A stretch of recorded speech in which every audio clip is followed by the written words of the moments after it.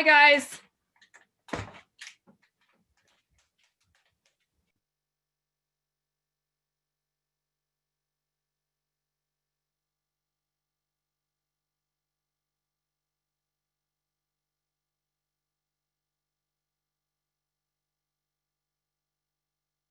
Just give me a second. There's a lot of applicants.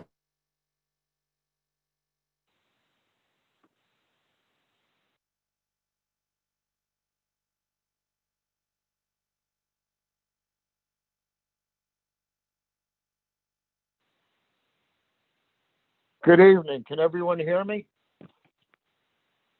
Yes. Okay, great. Good evening and welcome to the December 21st Holiday Special Zoning Board of Appeals, wherein we will hear several applications. To be clear, and I don't know how many people listen to the pre-meeting, we have 3 applications this evening plus prime, and we will be doing the 3 individual applications first, which includes pardon me for 1 second. Jay Sussdorf, Appeal 2254, Stephanie Boswell Davis, 2255, and Sarah Stansberry, 2256. As it turns out, we have 5 regular members and 2 alternates here. The 5 regular members include myself, Ron Nolan, Kelly Porter, Megan Whedon, Ellie Gent, and Scott Demain. And we will be hearing on all 3 of the those 3 applications. We have no conflicts, no property owned nearby, and we're going to get through these, and then we'll be hearing and discussing prime and the city/prime application. So I'm assuming, Ethan, that is you controlling everything. I'm not sure if you're the one that does the bring, but you can bring in Mr. Sussdorf.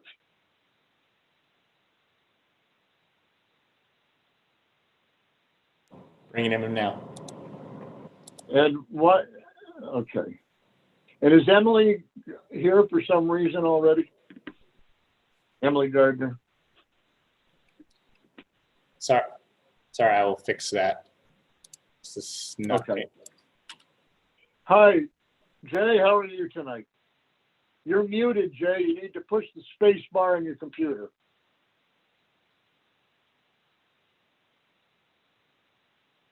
Jay, can you hear me?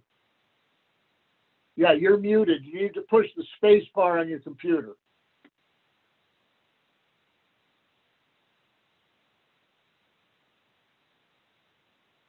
I think we lost him. Nope, it says Jay applicant, but we need him here. You're muted, Jay.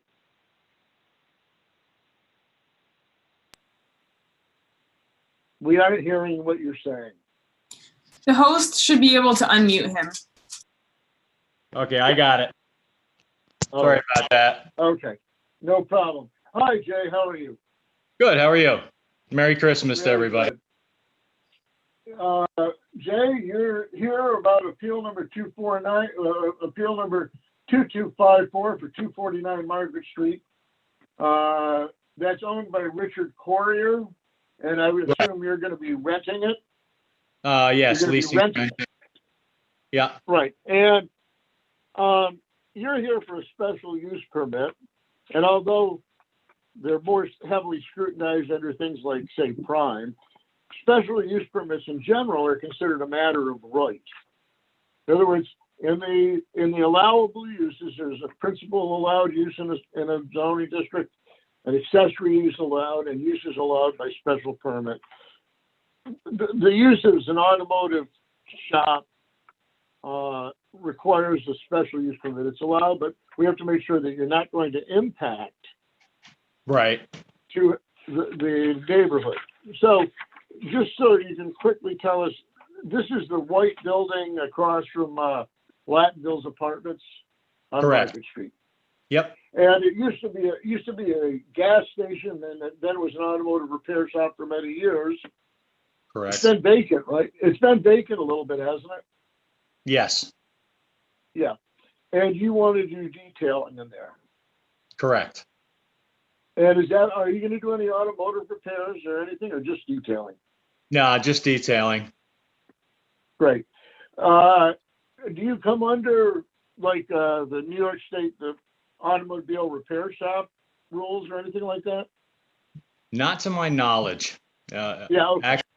Yeah. Okay. If so, you would follow those if you needed to. But right, as far Right. as you know, detailing is not automotive repair. Correct. Okay. So I'm going to turn this over to the board to see if they have any questions about it. And if not, then we'll go through the seeker. We've got a lot of information here showing what he's doing in the shop, etc. Anybody at the board have questions regarding Jay Sustor, 249 Market Street? I just had kind of a question about quantities of vehicles you expect to have at any given time. It's a 2-bay garage, and we're going to provide pickup and delivery service.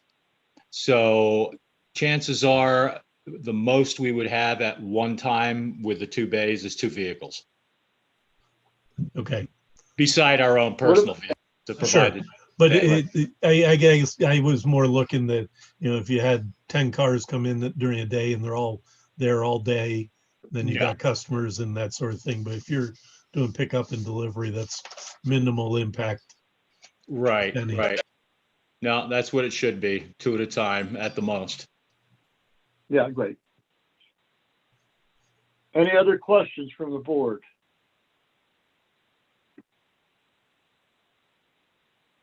No? Okay. I'm going to tell you that I'd like to see that building used again. I always liked that building. I grew up here. That's a great little building. Yeah, I heard the whole history from Richard. He was very informative. Yeah, I bet you have. So I'd like as a board to consider the long form seeker. I don't, I would dare say that, now the seeker lists New York State Motor Vehicle Repair Shop. Is that correct or no? I'm sorry, could you repeat that? Yeah, the seeker, the environmental form, under one of the parts, first of all, it says, do you need any government approvals? And actually, it does, city council, town, or village zoning board of appeals. You have yes, and that would be a special use permit. And, Right. And are you making improvements to the facility inside?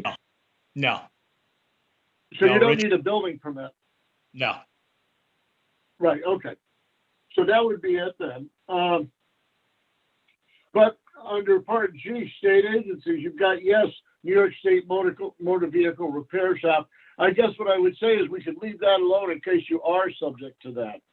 Yeah, I had contacted them, and they had said that they didn't feel that it fell under it, but just to check back with them once we had our appeals, which Right. I So, yeah.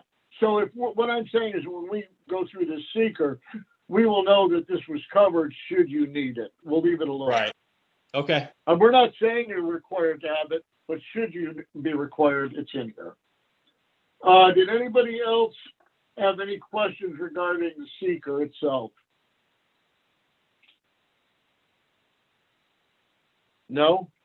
If not, this is the long form, so I'm just looking for a motion that we find no adverse environmental impact.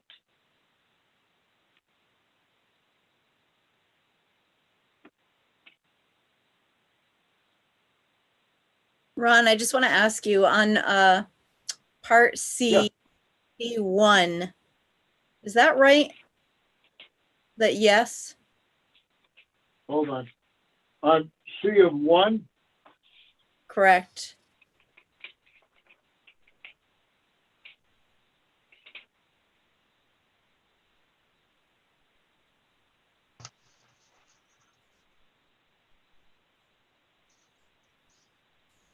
The cover shows it's B1 also. So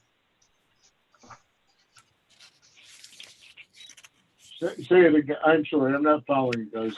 the zoning district, is it B1? Yeah, It's B1, definitely. right. Okay. Yes. Okay. Kelly, are Do you I talking have a, about C1? C1. Yeah, C is in cat. 1. Is that right? That Yeah, doesn't look right. Zoning district is C3. What's that? I think they were thinking C3. I thought you is said the question, Kelly? I don't know why, but for some reason that's striking me. Is that supposed to be a yes?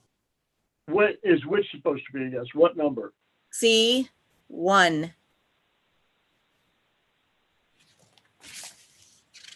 I don't know why, but that's striking me as not being right. No, it should be a no. Kelly, thank you. I missed that. Should be a no. Okay. Now, Scott.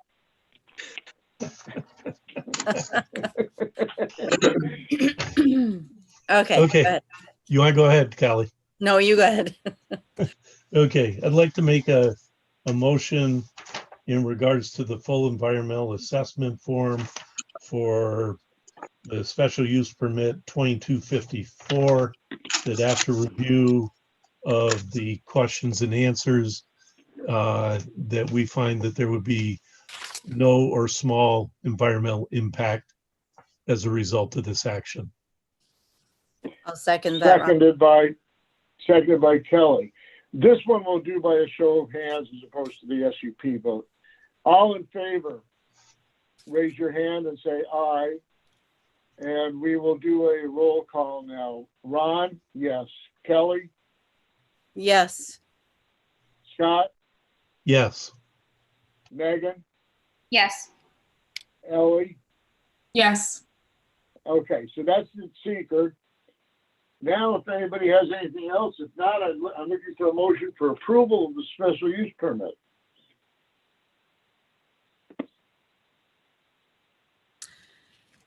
I'm sorry. I hate to be a stickler, but there's a couple more things on the environmental impact that needs to be corrected.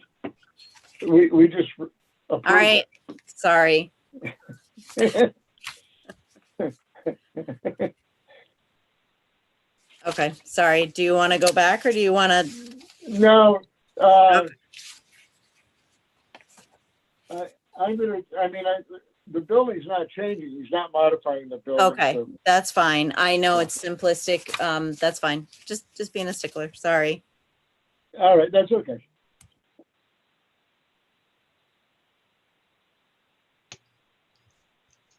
I'd like to make a motion in regards to Appeal 2254, special use permit for Jay Sussdorf at the location 249 Margaret Street, to use the location for vehicle detailing.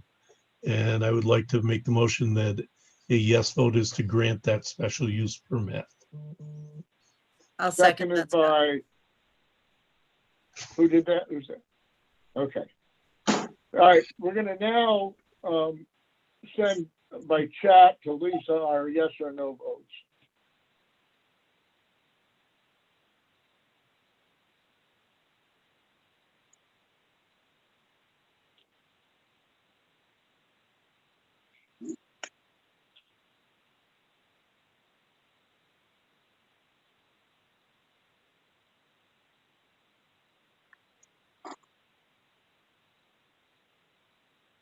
Okay, Ron, yes.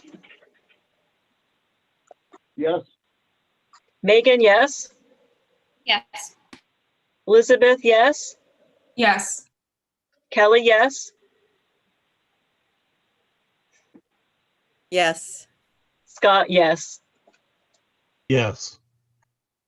Okay, Jay, you're all set? You have your special use permit? Detail away. Okay, thank you very much, all of you, for your time and Not a problem.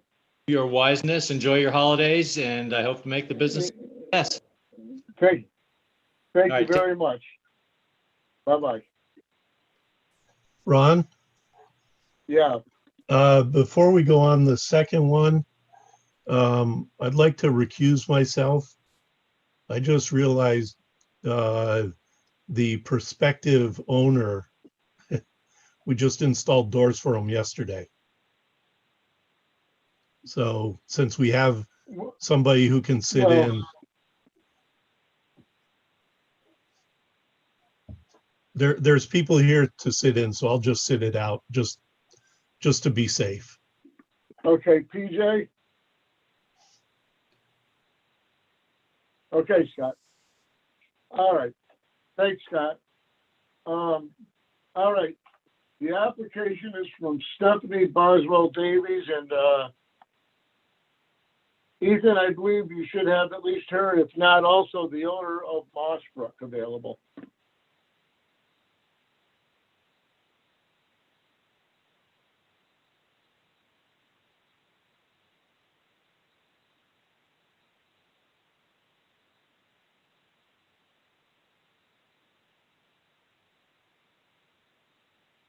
Is there anybody else?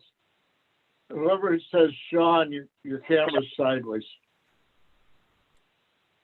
There you go. And you're muted. You have to push the space bar. Got it. Got it. And Ryan, you're muted also. Okay. And this is for,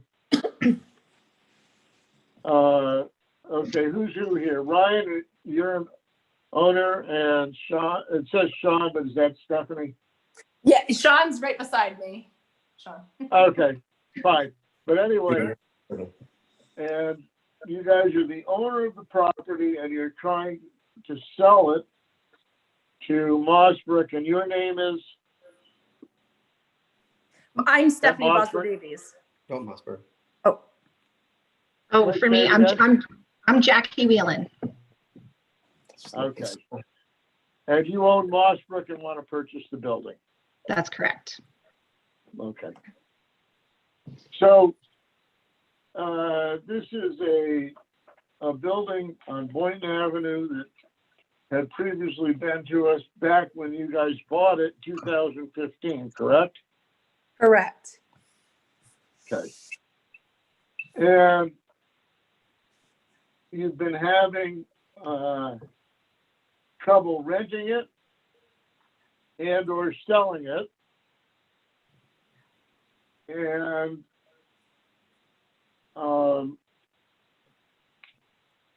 we have a long form seeker and so on.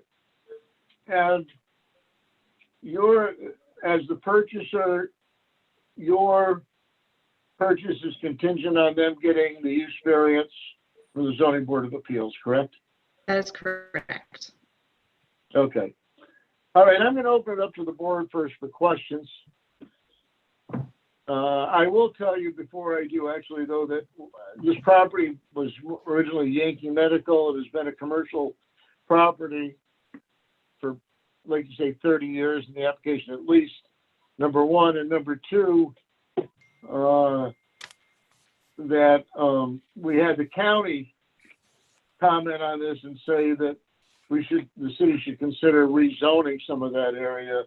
Although I think they're more specifically talking about the other side of the street as opposed to this side, because mostly it's on the north side that it's really totally straight through commercial. However, it's reflected on this side too, and so on. So with that, now I will open it to the board for questioning.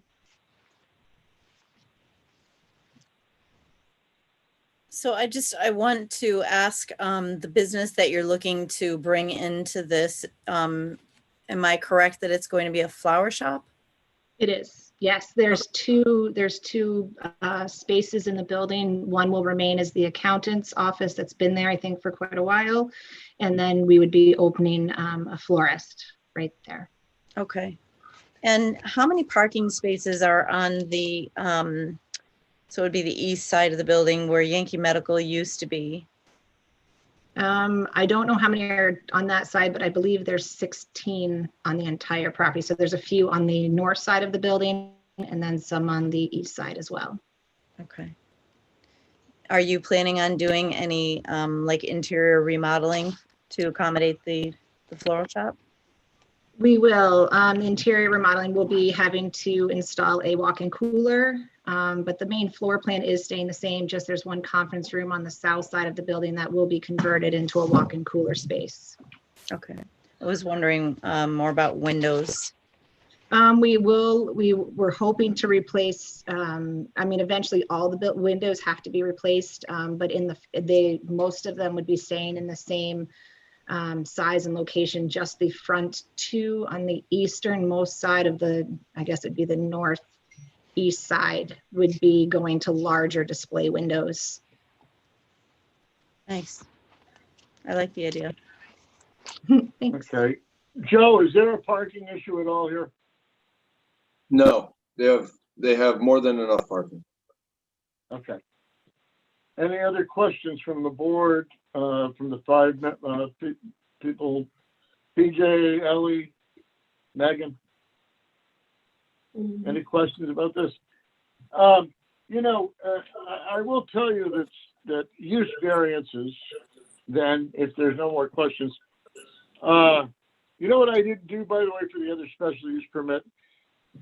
Kyle or whoever, I didn't ask if there were any hands raised, so I'll ask them about this afterwards and when I open to the public. But this building, normally, depending on how exacting we want to be about the criteria to get a use variance, and when we look at the questions, sometimes we say, well, can you prove that you really tried to sell the building and haven't been able to sell it, or rent it and haven't been able to rent it? Can we have copies of the listings? Can we have copies of this, that? I'm just telling you what is often asked.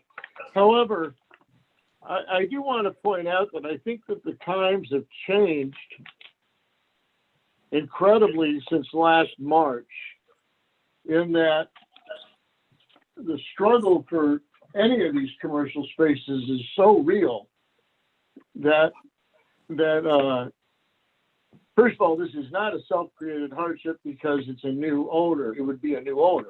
It's on the basis, if they were coming to keep it themselves and rent it,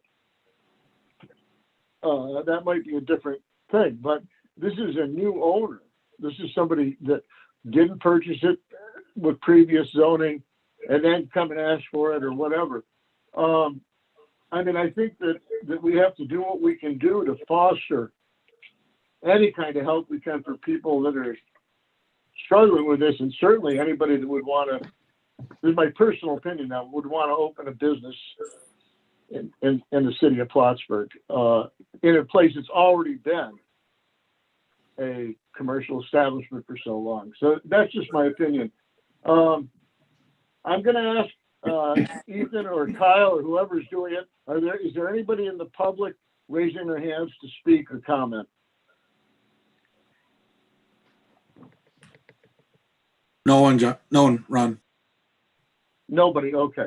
So then I'm going to close the public hearing portion of this now.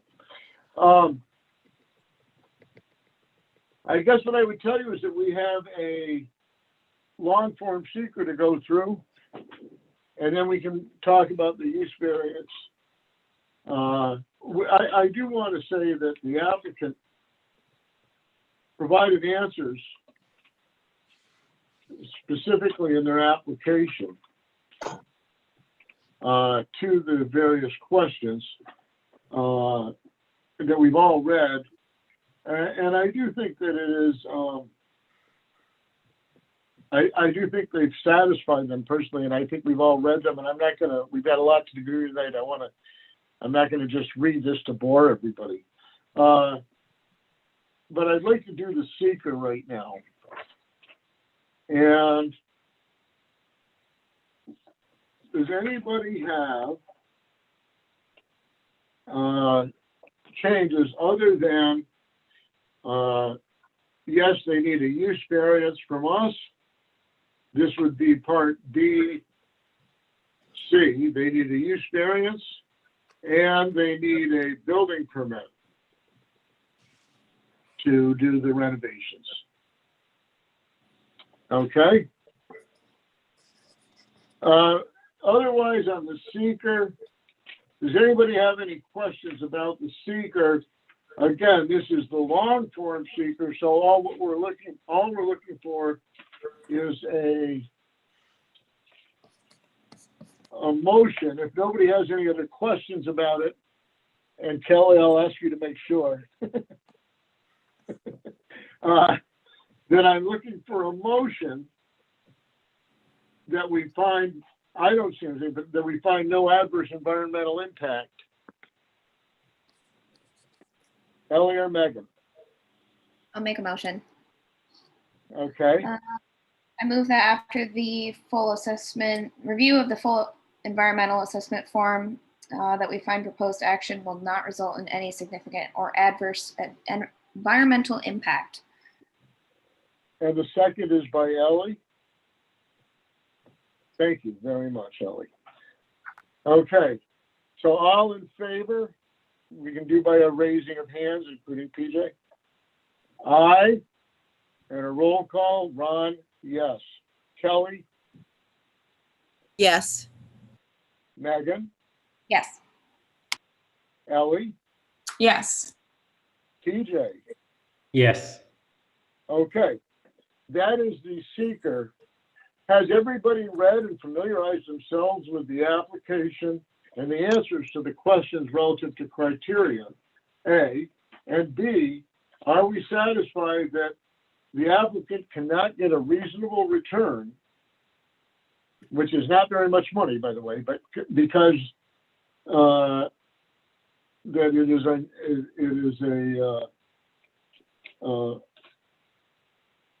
a property that requires a use variance so that it can be reused outside of what is allowed.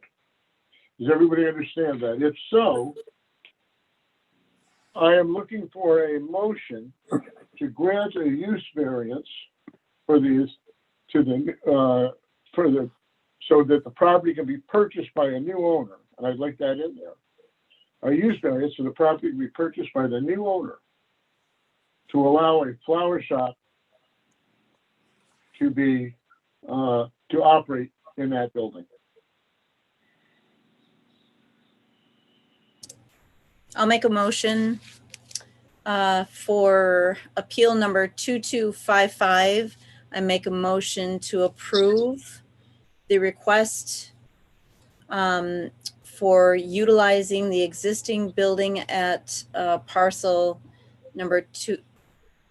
Do I need to put that? Yeah, 207.10-3-16 to be utilized for commercial uses along with the existing accounting office Can you add by a new owner? by a new owner. I'm looking for a second, PJ. Second. Okay, sorry, Mike. All right. This to grant the special use, the use variance will be a yes vote chatted to Lisa. So a yes vote would be to approve the use variance on appeal number 2255.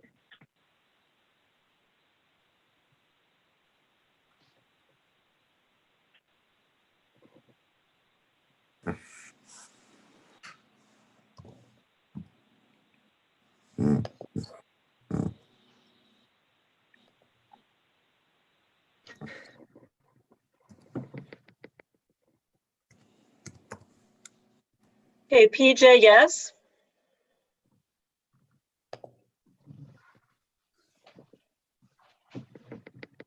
PJ, PJ, Yes. Ron, yes. yes. Elizabeth, yes. Yes. Megan, yes. Yes. And Kelly, yes. Kelly? Yes, sorry, couldn't get my thing Okay. undone. Yeah, all right, so congratulations to Stephanie, et cetera, and also to Mossbrook. We look forward to having you as part of our community. Thank you very much. You're all set. Thank you. Thank Thank you.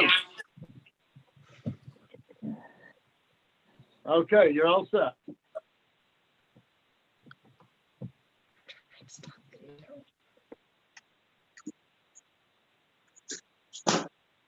Okay.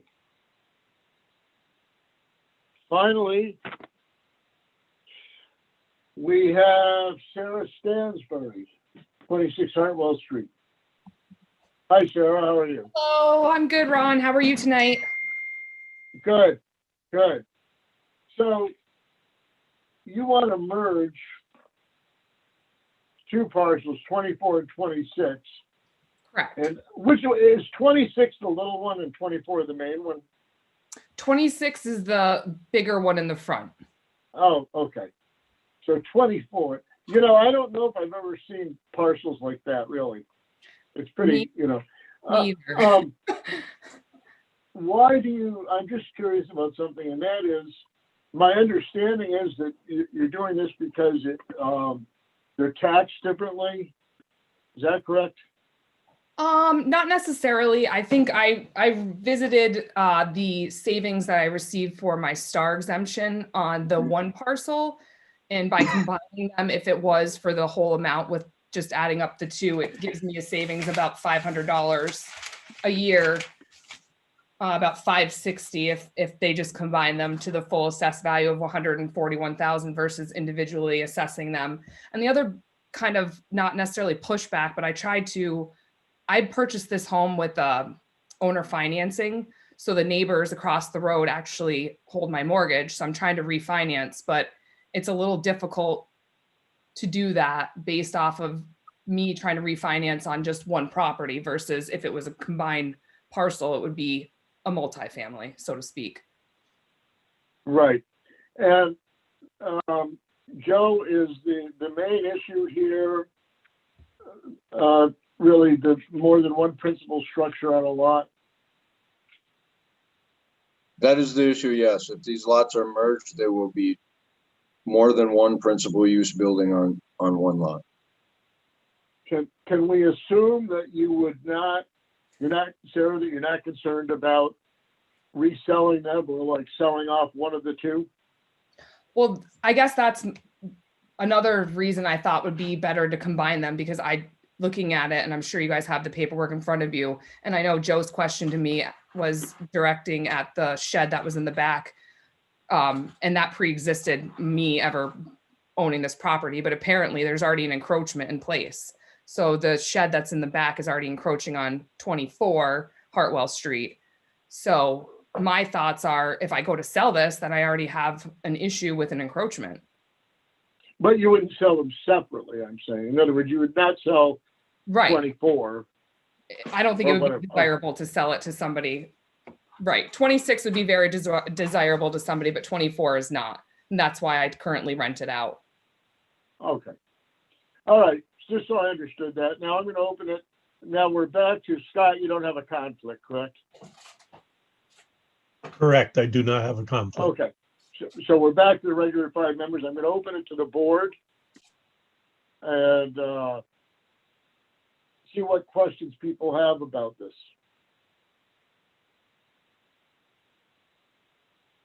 Scott, any questions, any concerns about it? Kelly? Ellie? Or Megan? Okay. I'm going to tell you honestly, I don't have any concern with it. My only concern was if you wanted to separate them and sell them separately, which doesn't seem like you want to do. And my understanding is, by the way, that shed is and talking with Joe recently, that shed is considered an accessory structure with a home being used for your home occupation because you use it as an office a little bit or something? Yeah. Right, but that's allowed. That's not an issue. I just want that in the record. Okay? So if nobody has questions about this, I'd like to do the seeker. Well, I'm sorry. Kyle, I guess, can you tell me if anybody is raising their hands so I can open the public hearing? I'm opening the public hearing comment period now.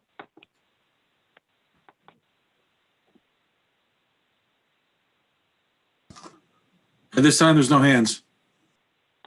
No hands. Okay, so I'm going to close the public hearing portion. And we have the application and we have a seeker. And you're not really doing any renovations or anything to this area. It's staying the way it is, right? That's correct. And the other thing, Ron, is that the reason when I purchased it, they said they actually hadn't combined it because the previous owner had been here. He had built the house. So he had been here Right. for, a number of years. But the reason they didn't combine it was because they never thought they would be able to take it apart. But my interest is combining it just solely so that I can save on that taxes and make it, the multifamily home that it, Okay. I mean, the way, especially the way it's set up. I mean, we've got 3 houses that are sharing one driveway, and I'm sure you guys have seen that a lot in the city where there's a house behind another house. Yep. Okay, so have people examined the seeker, the short form seeker, and do you have any questions? I do. Question number 2, you have a no. It's actually a yes. Does the proposed act require permit approval for funding for any other governmental agency? Yes. And it is believe it or not, it's a ZBA, and you need the area variance. Joe, correct? Yes. Okay. Does anybody else have any other changes to the seeker? If not, this is a short form seeker. I'm looking for a motion regarding my ability to check the 11 items as showing no or small impact and sign this form.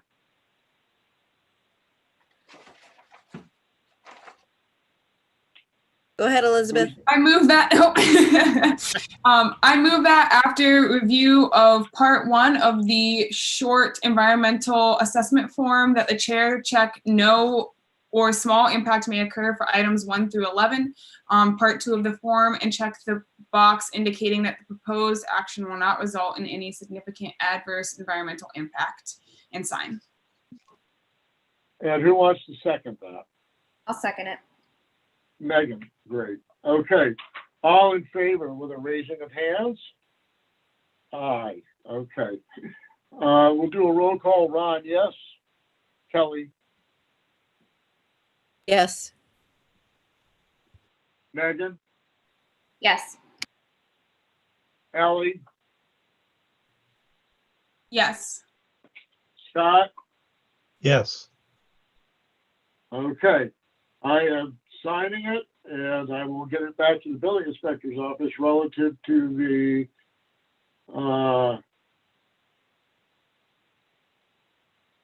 seeker. Does anybody have any other questions about this before we vote on this area variance?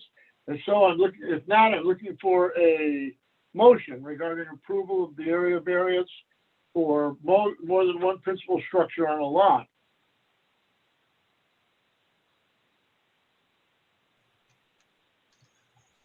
I'll make a motion in regards to Appeal 2256, area variance for allowing 2 principal structures on one lot at 26 and 24 Hartwell Street, allowing Sarah Stansberry to combine the 2 lots into one. I'll second that motion. Okay. A yes vote sent to Lisa by chat will be to approve.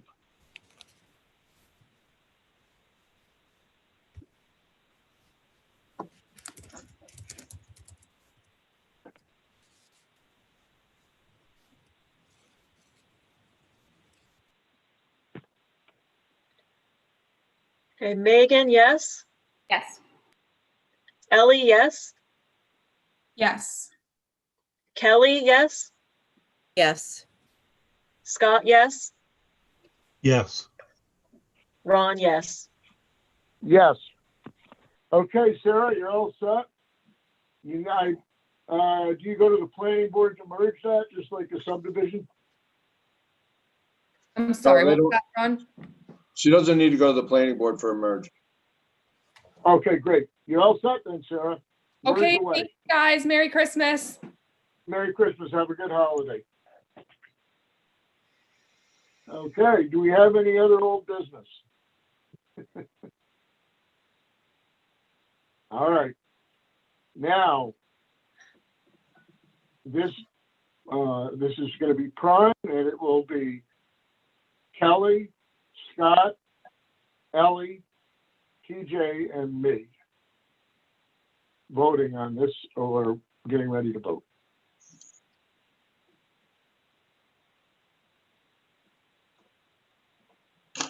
And we're waiting as you bring new people on.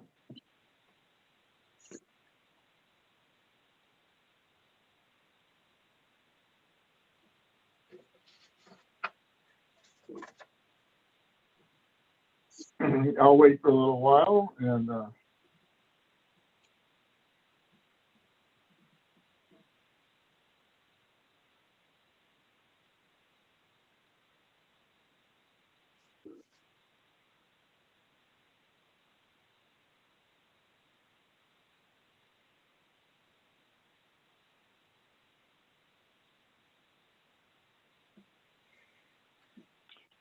is that everybody? Yes, everyone should be in now. Okay. Good evening. Did all of you attend the 6:30 meeting? Yes, okay. So you heard all of our discussion regarding this application. And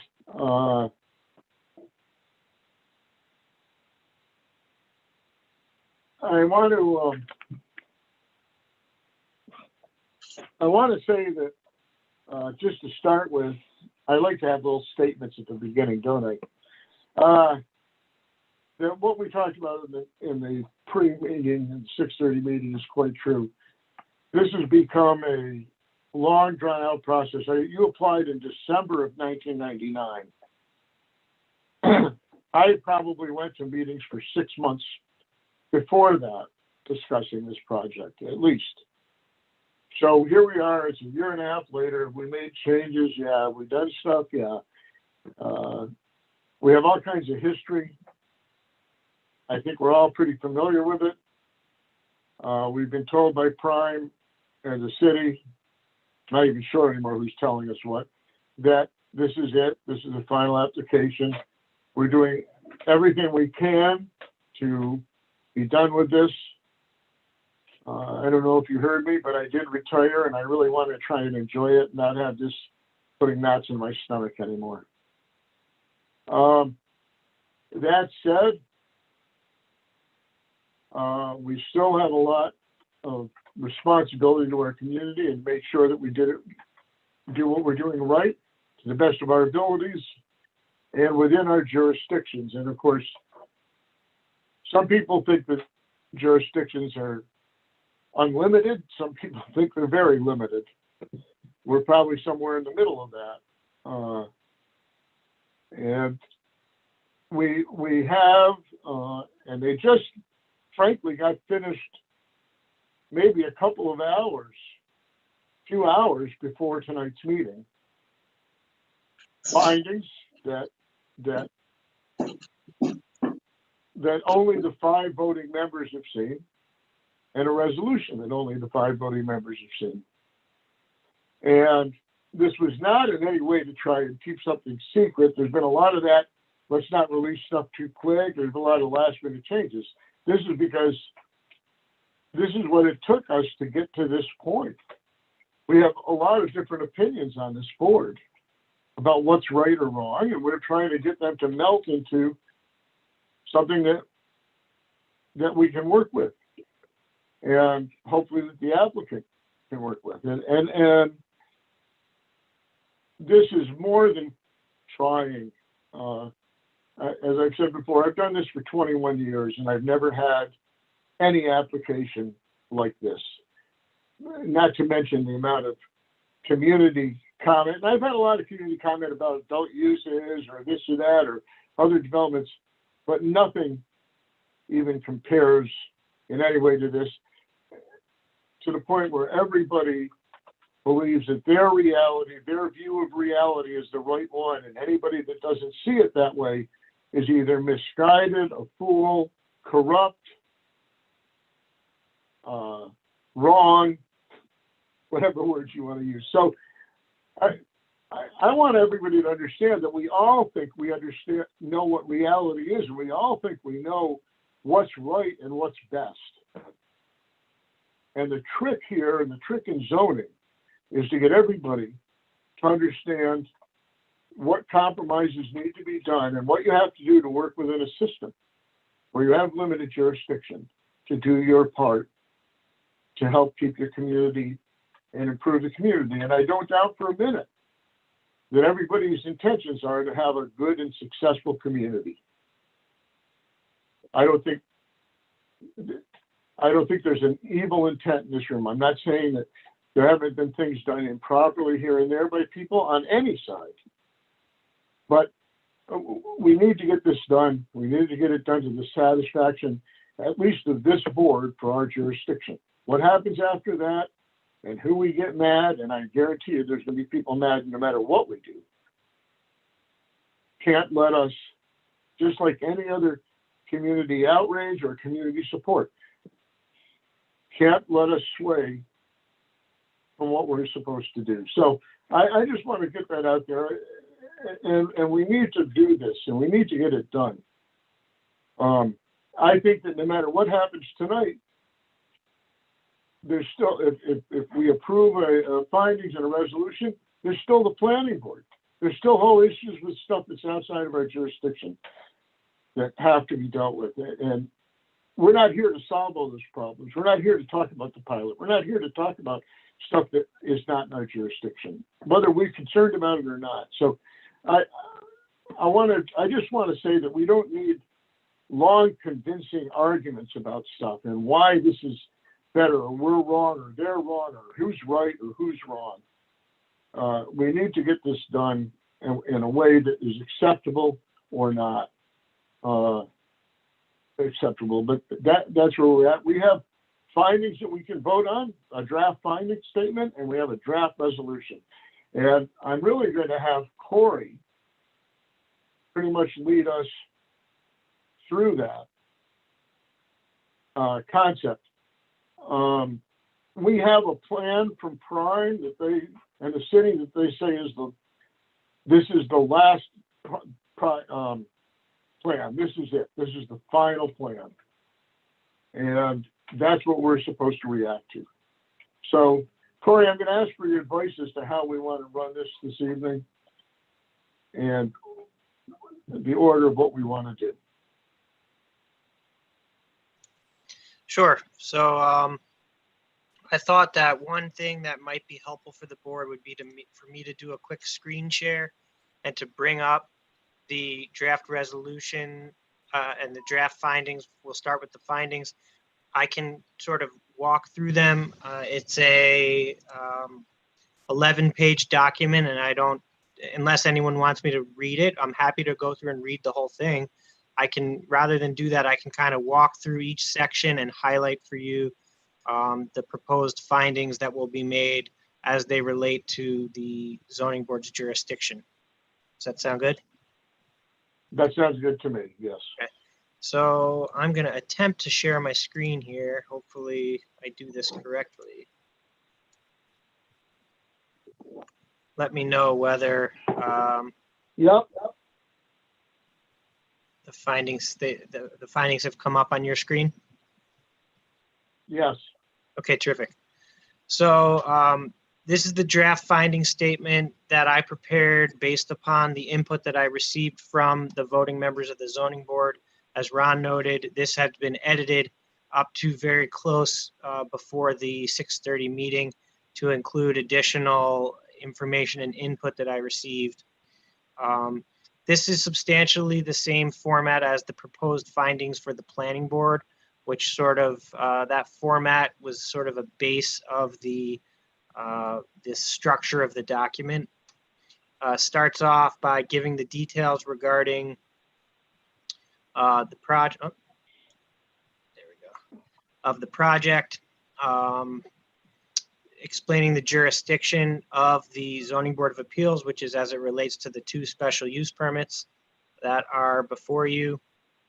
Details the proposed action, which includes the various DAIP projects, the classification of the action, the location, various lead agency, GEIS, and finding statement, and the dates. And then gets into the findings concerning the DAIP project applications before the ZBA, which gives a narrative. And I highlighted this paragraph, which I'm going to read. The ZBA has compared the parameters and impacts of the DAIP with the Common Council Statement of Findings and interpreted the Statement of Findings as it specifically relates to the SUP applications.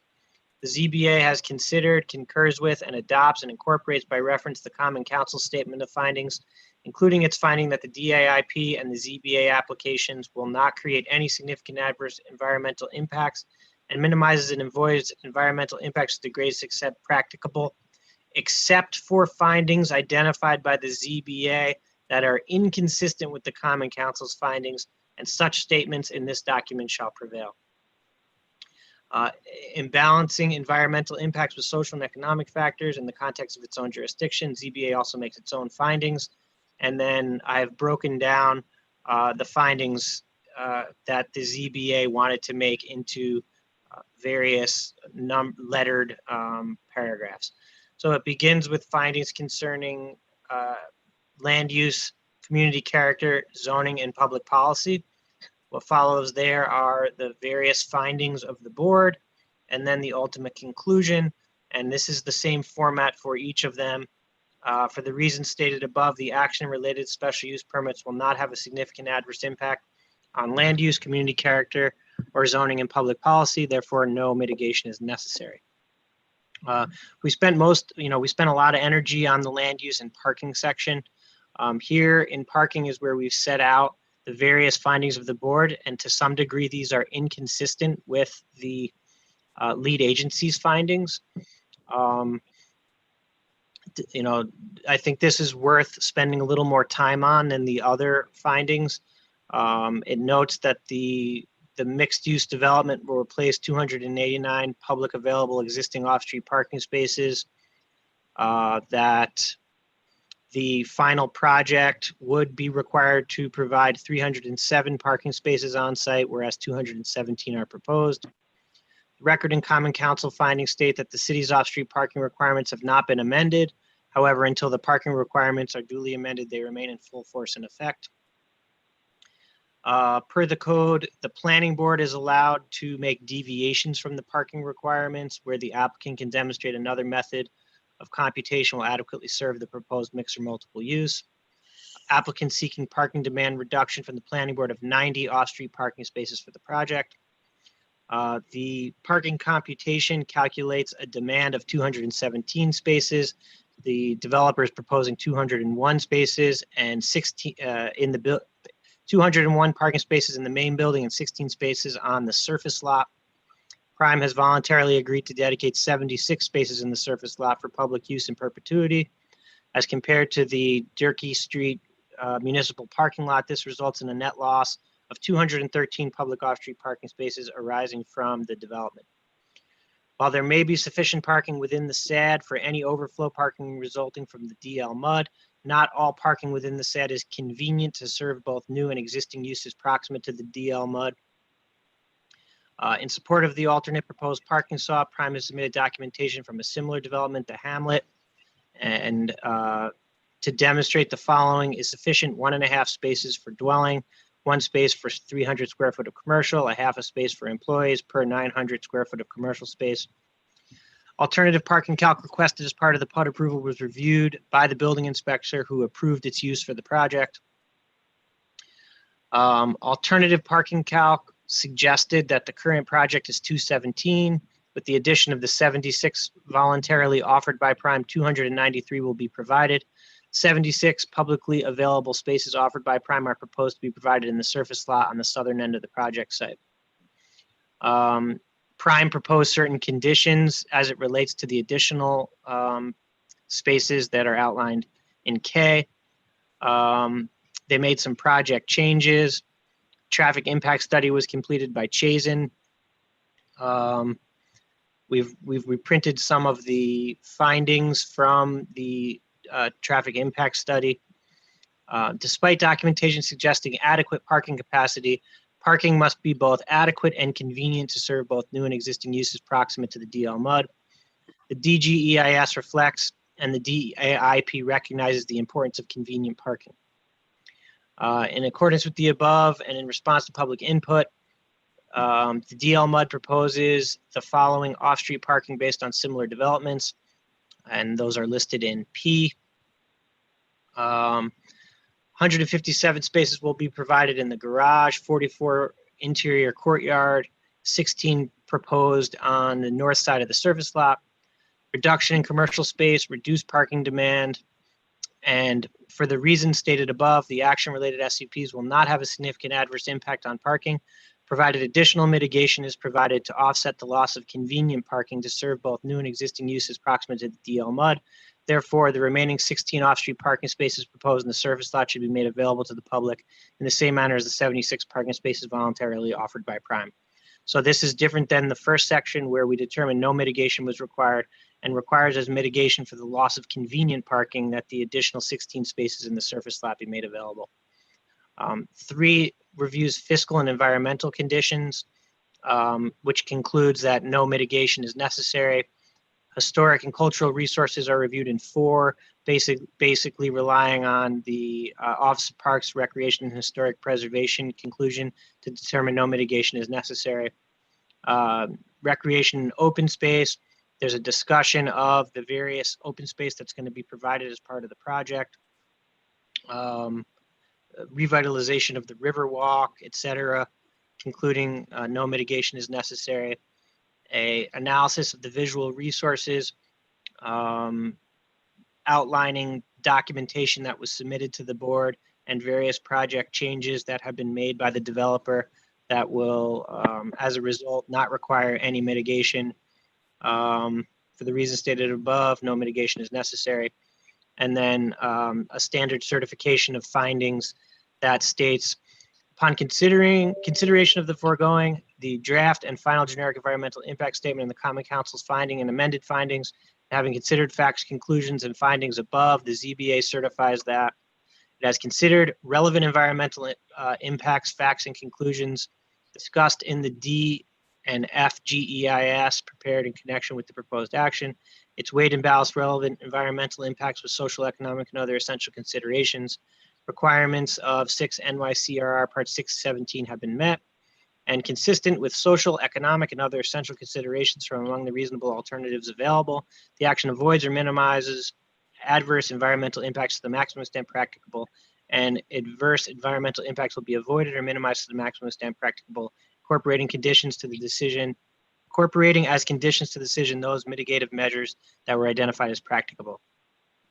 So I would ask that if the board is inclined to move these findings and approve these findings, that they authorize me to make any grammatical or typographical changes that there may be. As I noted, this has been edited and revised basically right up until this meeting, so until the 6:30 meeting. So in putting forward any resolution or discussion, I would just ask that you authorize me to make any non-substantive grammatical or typographical changes. Okay. And so now this is up for your, it's just, you can make a motion, you can have discussion, and I'm happy to describe or detail or discuss any of this with you. Right. I would like to have a little bit of discussion about this. Certainly, first of all, we as a board have not discussed this, except we've all seen it. Number one. Number two, that this is the applicant seeing it for the first time, although they're familiar with findings. And some of these things as I said before, I think that one of the issues here, and we've gotten lots of comments constantly about this project, is what is and what isn't our jurisdiction here. And we are limited, and although there have been good comments about pilots and Turkey Street and so on, and yes, Scott, Turkey Street has to do with the overall parking concept. The actual parking calculations relative to the alternate parking calculations are actually the jurisdiction, although we can think about it, the jurisdiction of the planning board. And should we end up approving this with the 92 spaces, not being saved for public use only, it still means that the applicant has to go to the planning board to get them to agree that calculation works all within that site. We also, there's been a lot of discussion about pandemics, and although Corey talked about it a little bit, one of the phrases in here that's important, I believe, is that the effects of the pandemic have not been determined. And so although the original findings said that the pandemic does not have an effect, we in fact are not saying either way. We're not saying that it doesn't have an effect. We're not saying it does. We're saying that those have not been determined. So the biggest issue here is that although Prime has provided us with a quote final plan, we had counted on and assumed, based on some statements in the previous meetings, that 92 spaces would be, all that whole lot would be set aside for public parking. And how that's manipulated and controlled is another whole issue, but that is a difference from the proposed plan. So these are the findings. We're going to find that, I believe, and we've looked at them as a board separately, that any resolution we have would also set forth that parking surface lot, all 92 spaces would be available for public parking. There's some question of how you can do that and still have a commercial use requiring parking at the farmer's market building. That would be something that has to be resolved, but the fact of the matter is that those 92 spaces would have to be used for public parking only. And that's really what when you go through this whole findings thing, the pandemic statement, those are the main issues here that we have. So I'm going to ask the board first if they have comments or questions about the findings, and then I'll open it up for some comments from the applicant if need be. But Kelly, Scott, Ellie, TJ, do you have any questions or comments regarding the findings?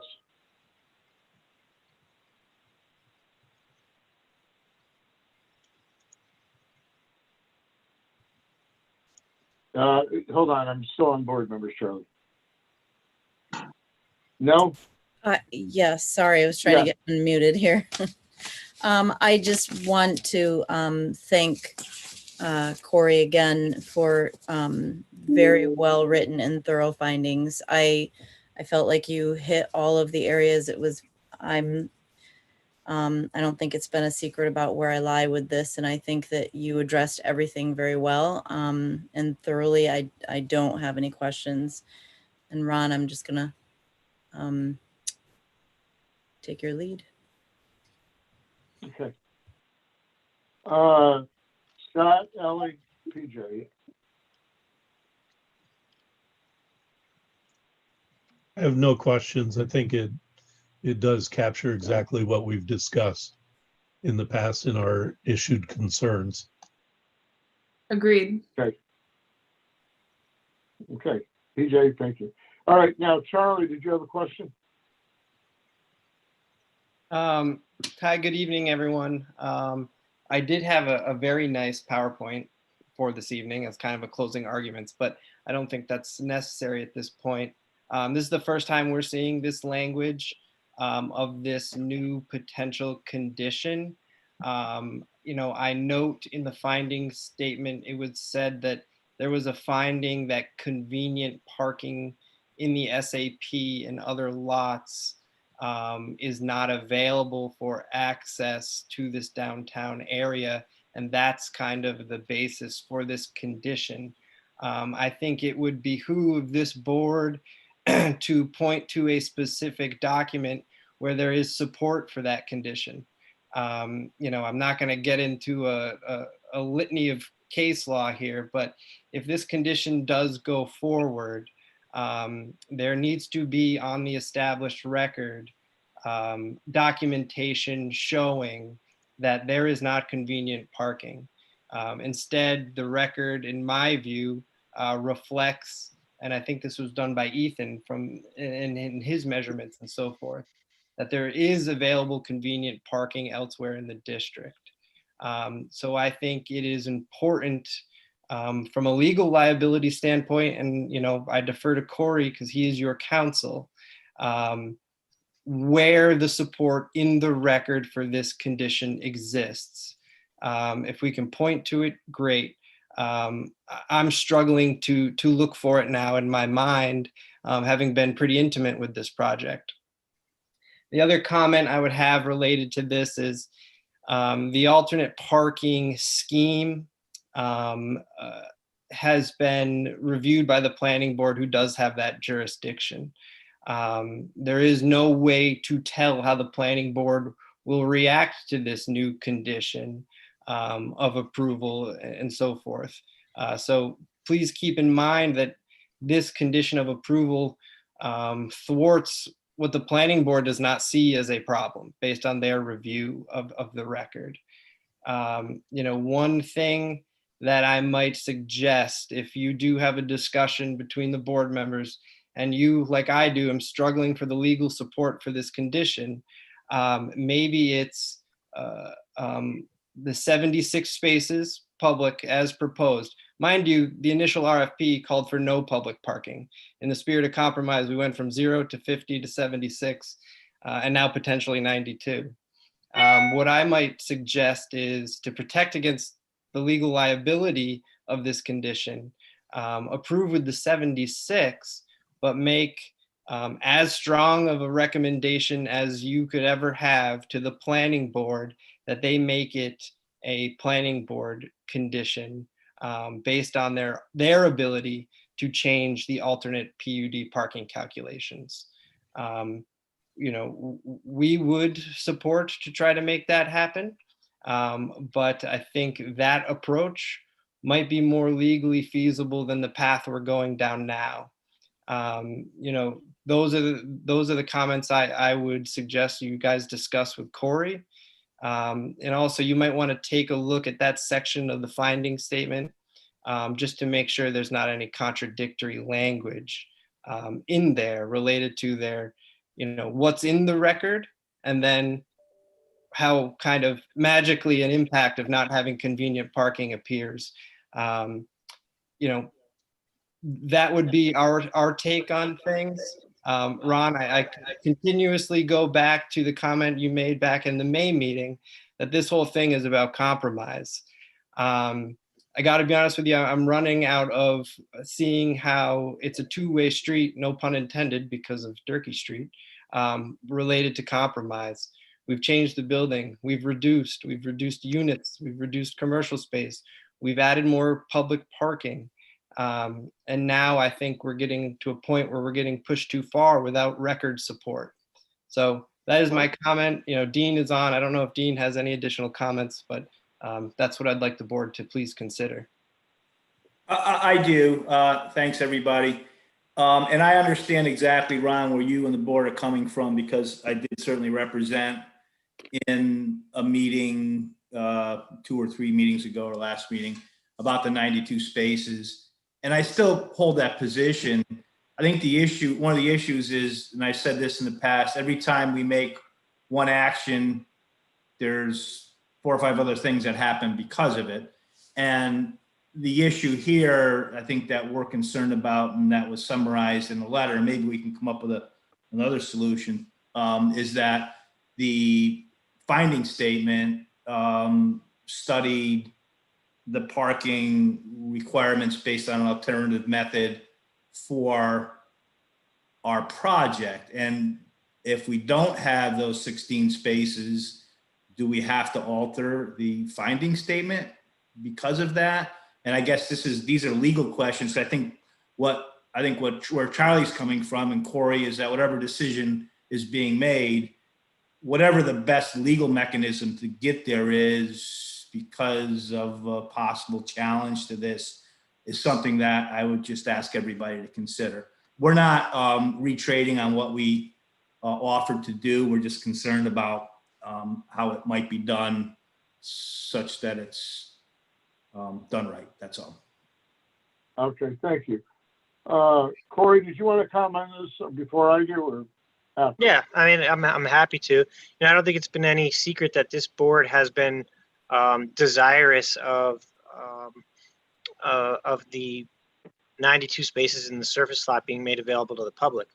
At the last meeting, there was I asked a very directed question to the applicant and to the consultants about the issue of parking convenience and what had been studied and what had been looked at to make those determinations.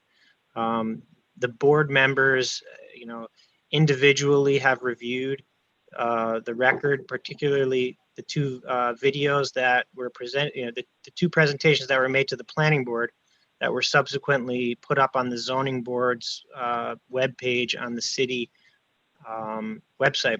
And I think that's what was pointed to. I think that's what Charlie was referencing earlier. And I think that's what the answer was in the meeting last month.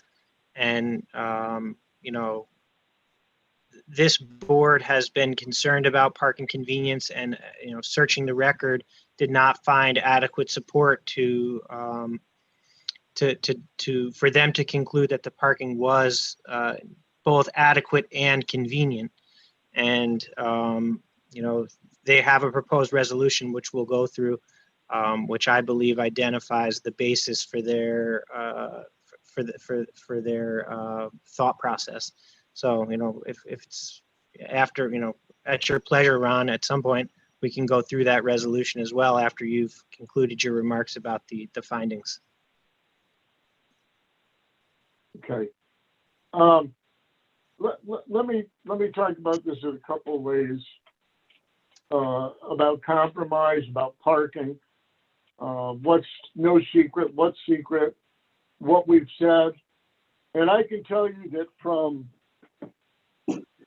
last February on, at least, I have questioned the alternate parking calculation based on your other project and said that as far as I'm concerned, my interpretation of the city code is that it should meet the qualify to receive a variance.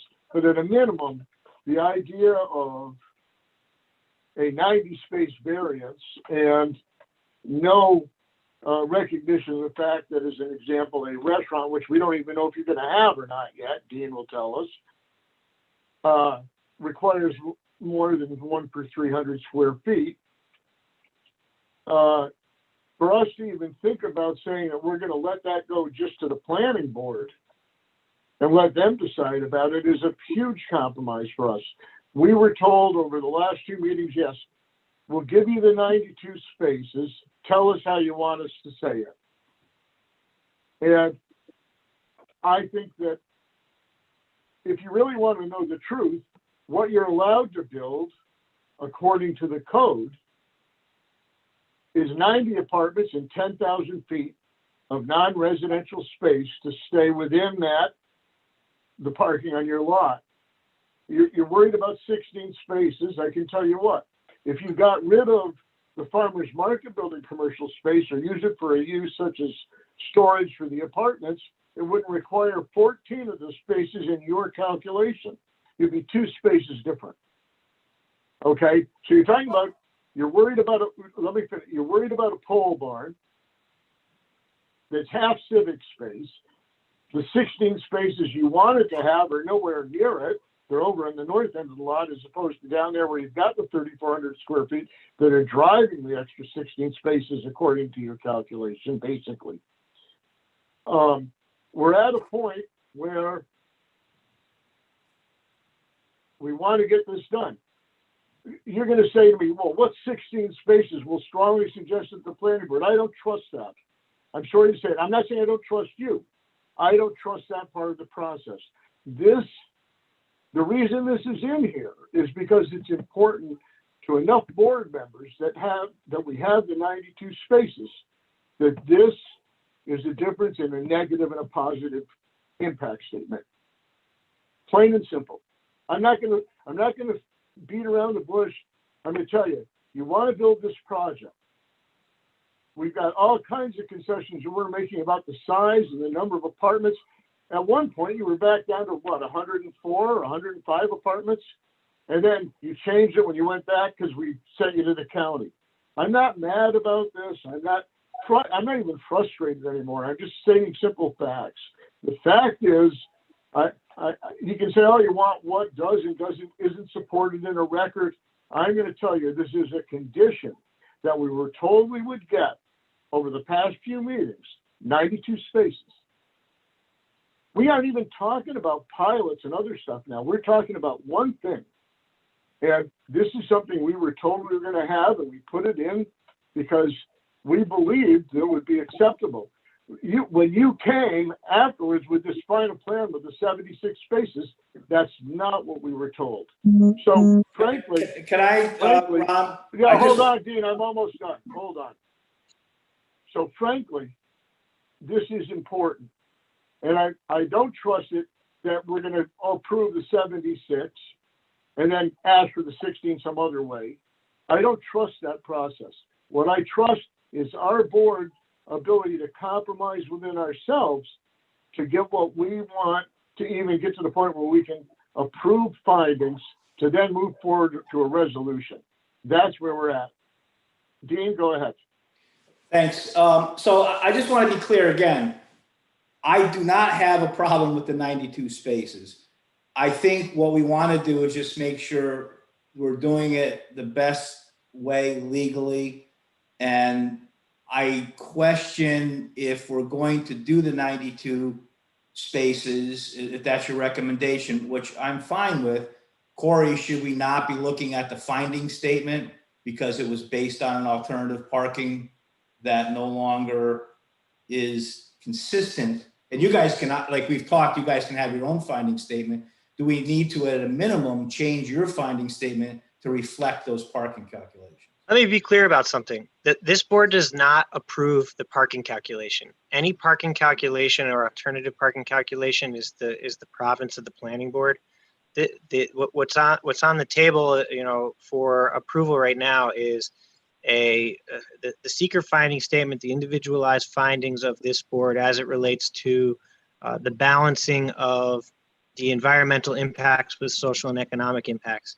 The proposed findings reflect that in order to mitigate what is perceived to be a negative impact from this project, vis-a-vis not only adequate but convenient parking to service not only the DL mud, but also the surrounding uses, the Riverwalk, and the existing commercial and residential uses, that in order to mitigate the impacts of this project, additional convenient parking was necessary. If it doesn't change your parking calculation, it doesn't change the metrics, the planning board can still approve your parking calculation. It may change, it may require a modification to the project or modification to those calculations, but that's completely within the province of the planning board. So I appreciate Dean's concern, and I appreciate Charlie's concern about the legal liability. But I would, your concerns are received and heard, but I don't think that I have counseled the board regarding their legal liability, and to the extent that some legal liability arises from their findings, well then we'll have to cross that bridge when we come to it. So just to Charlie, if you and Corey agree, and again, this isn't about trying to get 16 spaces back. This is about trying to stay within what I understood or we understood was the guidelines of the finding statements, both planning board and zoning board. Charlie, if you and Corey think that, and Corey's explanation sounded reasonable to me, that there's no issues with having to deal with a lawsuit down the road because of this, doing it this, Lay down, Ron. any of the finding Ron. statements, then Ron. I'm okay. Ron. think, Ron. Ron, I think someone's trying to get a hold of you. Okay. Behind you, Ron. Um, I'm gonna lay down. I think, and don't get me wrong, what I'm trying to do is make sure we have a crystal clear record. So what I would say, if this is, and the board will vote on it, if this is the direction the board would like to vote, I think they should give Corey the authority to bolster a little bit more of the finding statement, and certainly vote on it tonight, as well as the resolution, to really, really clarify and drive home the reason for the condition. Make sure that your rationales are in the resolutions for, not agreeing with the assessment that is currently in the record. That only protects your board. It protects us if this conditioned approval is challenged. That's kind of the main point of my comment. Sorry, now I'm getting called. That's all right. We understand your concern, Charlie and Dean. Thanks for your concern. I mean, the only thing I would say that probably if the board does go down this road, and maybe you take a straw poll, what board members like the 76, what board members like the 92? All right, this is where I'm going to jump in. We're not going to take a straw poll. I'm done hearing about the board's liability from you, Charlie, and from you, Dean. At this point, if you have, I think at this point, Ron, if the board wants, it's the board's decision. If you want to table action on this, if you do not have to act on these proposed finding statements. You do not have to approve the draft finding statement. We can take no action whatsoever this evening if that's what you prefer. But I'm not gonna. I don't think we want to entertain people taking straw polls. I think that this is a draft finding that has been reviewed and prepared in consideration of the comments that I've received. And if the board wants to, now would be a time for the board to move on the findings or to decide that we need to go back to the drawing board. Okay, so let's understand that in general, let's talk about the findings a little bit in general as opposed to the 92 spaces for a minute. In general, our findings are supposed to reflect, as I understand it, our understanding of, and wherever applicable, agreement with the findings in the FGEIS. We are supporting that and saying that except where noted, we agree with those findings. Now, many of those things are outside of our purview or jurisdiction. Many of, as I said, we can't talk about the pandemic. I don't agree. It doesn't even matter if I think it's a good thing to build during a pandemic or not. It doesn't matter what I think of the pilot because the pilot is outside of our jurisdiction. That does not have to do with the two special use permits. And at one point I thought, well, because it's in the finding, we have to agree with it or not agree with it. But I think that we are stating what parts of the FGEIS we do agree with and what parts we have a problem with where we've accepted it and or qualified it by saying, as an example, we cannot determine the effect of the pandemic. So we are not saying, as an example, this is a concern for me, this particular part of it, we are not saying that the pandemic does not affect this. We are saying that that cannot be determined. We don't know in 2 years if the stock market's going to be at 50,000 and everybody's going to want luxury apartments, or the stock market's going to be at 10,000 and everybody's going to be bankrupt from pandemic. We don't know that. If we knew that, we'd be something special. But What we do know is that we have parts of this that we don't agree with specifically, and we find the biggest impact. Do I think the building might be too big?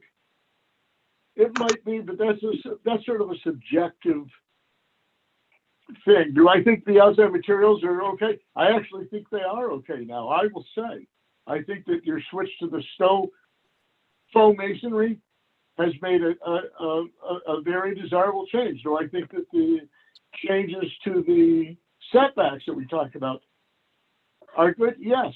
I don't need a history of it because we've all been through it. The concern, and one of the biggest concerns for everybody, especially those neighbors on City Hall, Bridge, and Durkee. What do we hear about? You can't park for a co-op. You can't park for this. You can't park for that. This is a problem. It's not close enough. Why don't you make Matt go park at Arnie Pavone and give me his City Hall parking place? We've heard all that.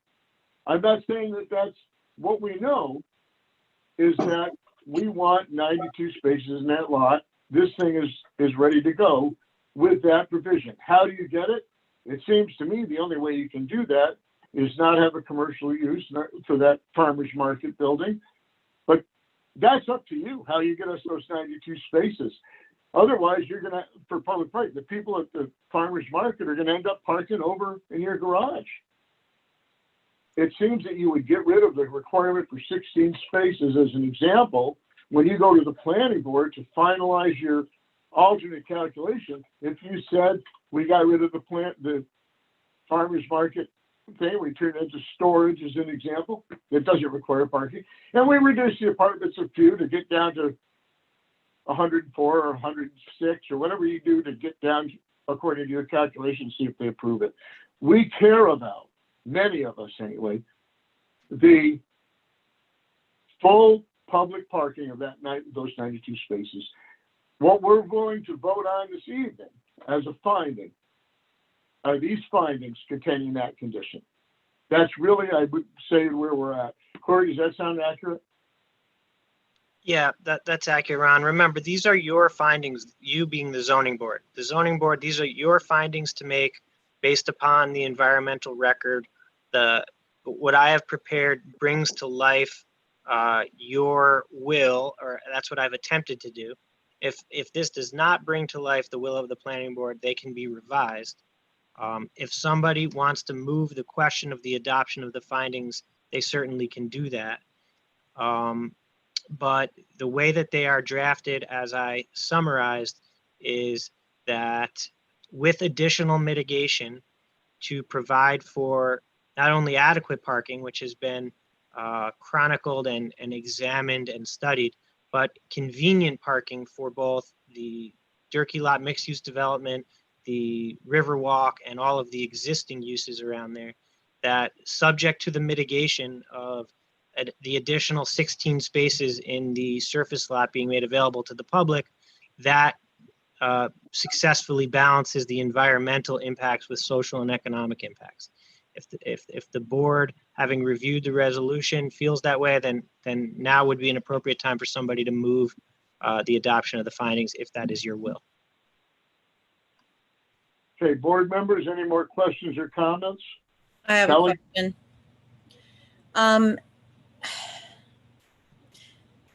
I have some pretty significant questions in my mind right now. And I guess I need to ask, Corey, am I allowed to ask for a very brief executive session with you to ask you as the legal counsel a question? I'd like to make that request. Well, it would not be an executive session, but what we can do is we can adjourn this meeting for you to receive counsel from me as your attorney. It would not be an executive session, but it would be an attorney-client privileged communication. It would be that we would have a short adjournment of this meeting. The meeting would be adjourned. We could meet for the purpose of me providing you with legal counsel as the board, and then we could return back to the meeting. I would like to do that. So it would be a motion to briefly adjourn the meeting, to obtain attorney-client, to receive legal counsel and then we would return back to the meeting after a brief adjournment.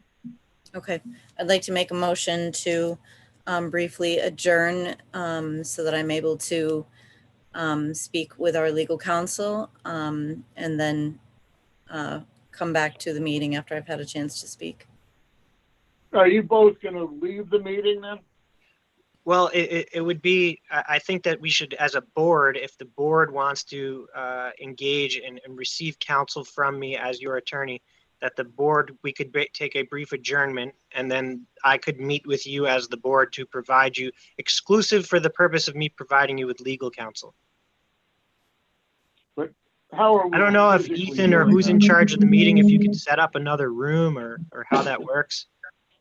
I can't set up multiple rooms because I need to keep this meeting running for all the individuals logged in, the applicants, everyone else who's sitting Okay. in. Well, we can do it telephonically if you want. I can send around a virtual conference bridge, and we can do it that way, and the members of the board can call in.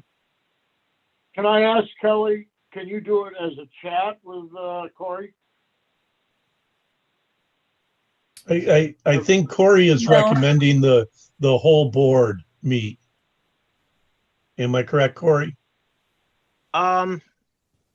Yeah, that, this way the board could have the benefit of the legal counsel that I provide to Kelly. But are we violating any open meeting? No, because it's attorney-client privilege. Yeah, that's why I've said we would not be meeting in an executive session, but we could adjourn this meeting for the purpose of me providing legal counsel to you as a board.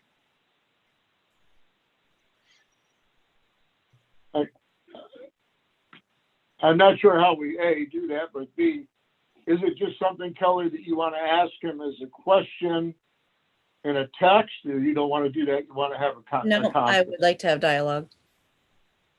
Okay. So how do we do that then? I'm not sure that I have everyone's email addresses, but maybe, I don't know if Ethan can send an email that I can reply all to, or somebody can do that, and I can provide a conference bridge where we can all call in. Obviously you will need to mute your mute your Zoom. Potentially you could mute your Zoom and shut off your video, and we could meet, and then we could have a brief adjournment and then return. Yeah, I don't know how to do that.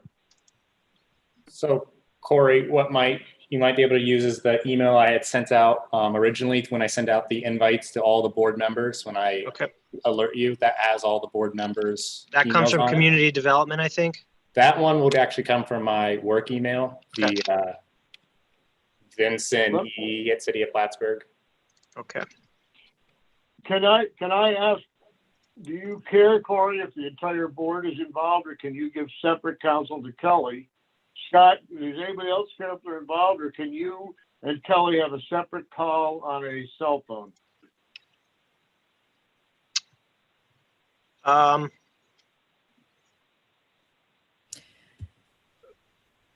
What I'm proposing is that the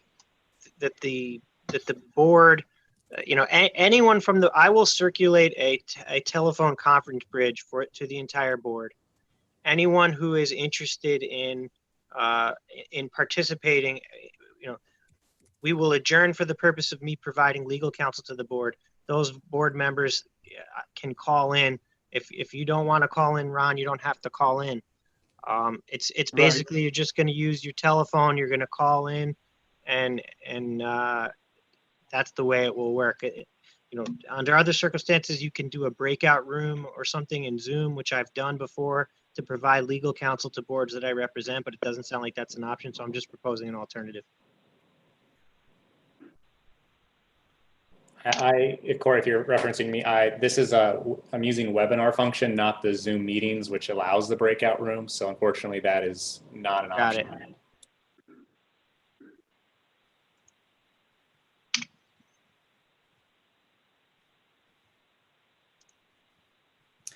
Maybe it would simplify to just ask, are there other board members that want to join into our conversation?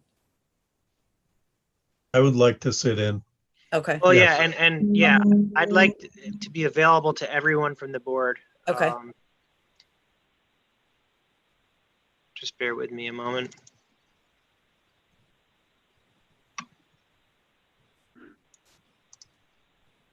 So if I use my phone to call in, I have to mute my phone. I have to hang up from this call. Yeah, which would be fine, and then you can come back to the I Zoom. just call back in. Yep. Yep. Fine. Okay, so Scott, Ron, Kelly, Ellie, PJ, right? Yes. Yeah. Okay, I have now sent a telephone conference bridge that you can all access. It may take a minute for it to get to you.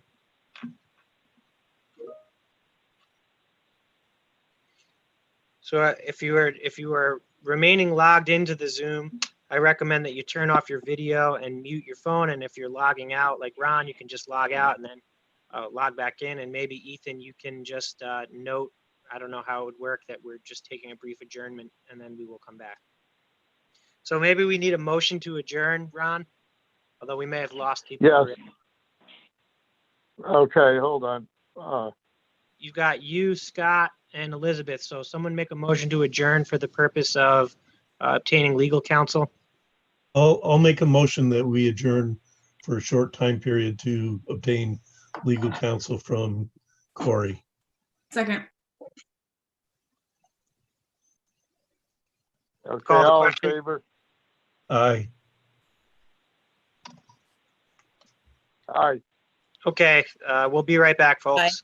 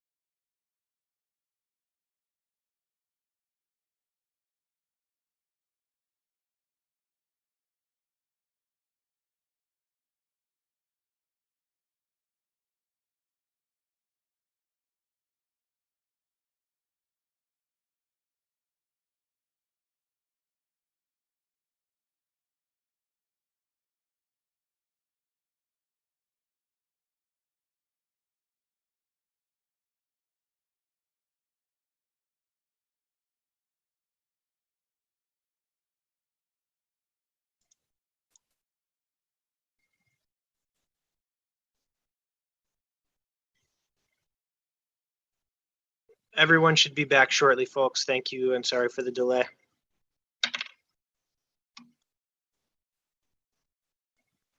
So Scott, since you're back already, and Ellie, when Ron joins us again, just somebody should make a motion to reconvene the meeting after the adjournment.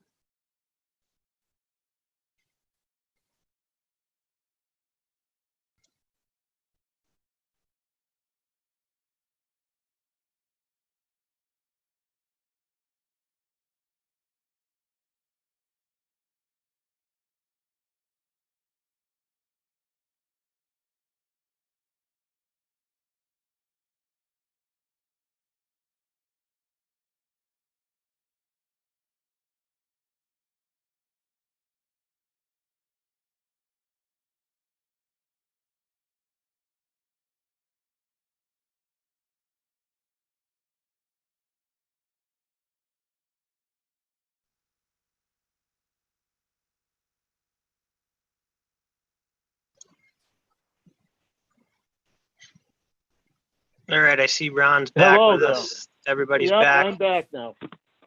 Everybody back? Ron, Yes. I'd like to make a motion that we reconvene the meeting. Second. Okay. Seconded by Ellie. All in favor of the 5 voters? Aye. Okay. Okay, Thank before you, you get Scott. started, Ron, I'd like the record to reflect that we had a brief adjournment for the purpose of providing legal counsel to the board. There was a discrete legal issue that was discussed. There was no deliberation by the board in any way or other discussion other than to receive legal advice on a very discrete legal issue. Okay. All right, at this time, I think it's fair to say that we have findings that we've worked on as a board, prepared by Corey, with conditions. And we also have a resolution. Corey, do we want to, they're separate documents, so are we talking about that we, just as an aside, could we, as an example, approve the findings and show no environmental impact based on conditions? And then, I'm not saying we would do this, but then do the resolution and find that we don't approve the resolution? Sure, yeah. So rather than conditions, I would say mitigation as it relates to the finding statement. Right, okay. Right. Absolutely. Just because you determine that that you are issuing positive findings does not mandate that you approve the special use permit. They are 2 separate issues. Okay. One is a seeker issue, and in fact, you could not act on the special use permit unless and until the findings were adopted. Right. So to be clear, I'm sorry, to be clear, if we, let's say we didn't approve the findings or in fact found that there was an adverse impact as an example, and we wouldn't go any further. We would not be voting about the SUP because we didn't have a positive motion. I guess it would be a positive, whatever, no negative impact motion for the findings. But if we find no negative impact based on the findings with conditions, we are then free mitigation. to go, right, with the mitigation, we are then free to discuss the resolution. That's correct. If you make a negative finding statement, you would not be in a position to approve the special use permits. All right. So now, mechanically, as far as the function of this, I want to be careful about, we talk about what people can do and what's legal and not legal. Let's say we want to vote now on the findings right now. Does that process mean what? That we provide them to anybody else except us? That I'm talking about tonight, right now. Do we say, here's a copy of the PDF? Do we say we put it on the screen close enough? Well, what I'm suggesting is that if there is a motion on the findings, that the motion include authorization, to the extent that the proposed findings are approved, whether in the form that they are in now or in some other form, that I be authorized to make any non-material changes to the findings to correct, for example, grammatical or typographical errors. Whatever form the findings are approved in, if they are approved, they will then be signed by you as the chairman, and then they will be filed and distributed accordingly subsequent to this meeting. Okay. All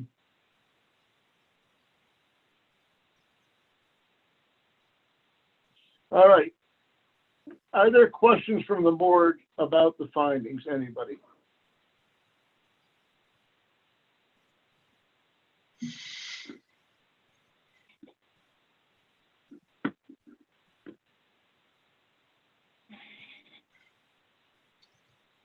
So Ron, if it is your pleasure, you can entertain a motion. Okay. I'm looking for a motion then regarding the findings statement. The motion I would be looking for is a motion, not a negative motion, a positive motion, a motion to approve. It either gets passed or doesn't, but we will start with a motion to approve the findings as developed by the board and Corey Auerbach, our legal advisor, to approve those findings with mitigations. I would like to make a motion in regards to the seeker findings statement as submitted by Corey and as presented here in the meeting, that we approve them as written with the caveat that Corey may take grammatical corrections and something of the like that do not have any effect on the substantive, the substance of the document. I'll second that. Okay. Is there any further discussion before I have everyone email Lisa? Questions? All right. Hey, I would like everybody to text to Lisa. A yes vote will be to approve the findings, including the mitigation.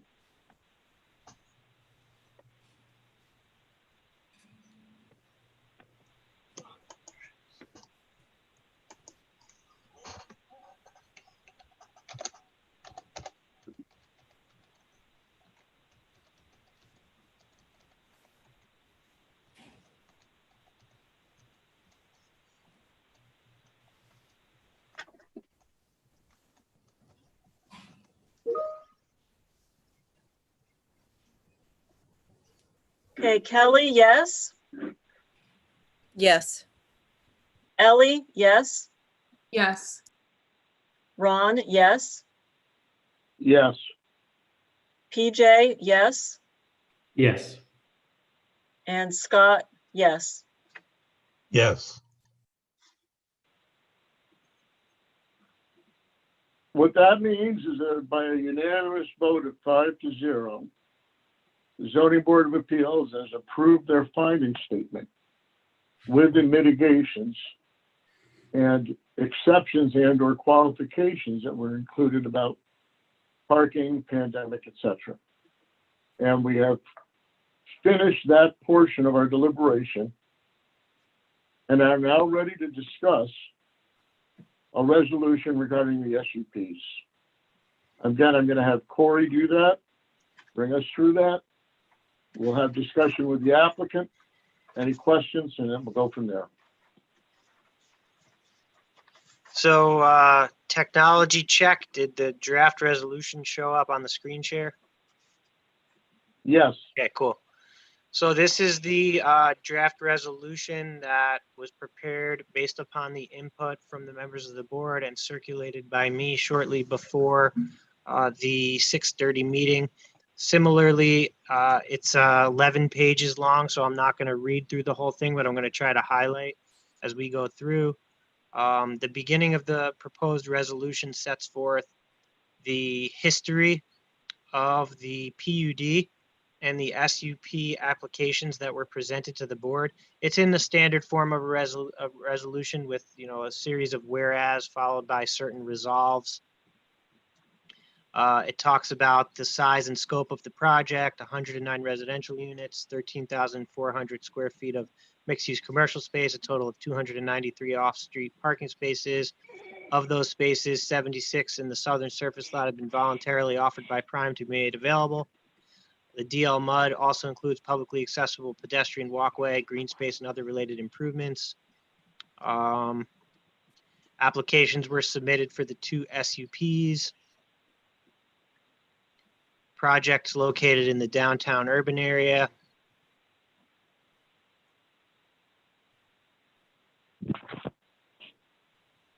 Project will include retail, business, and commercial uses.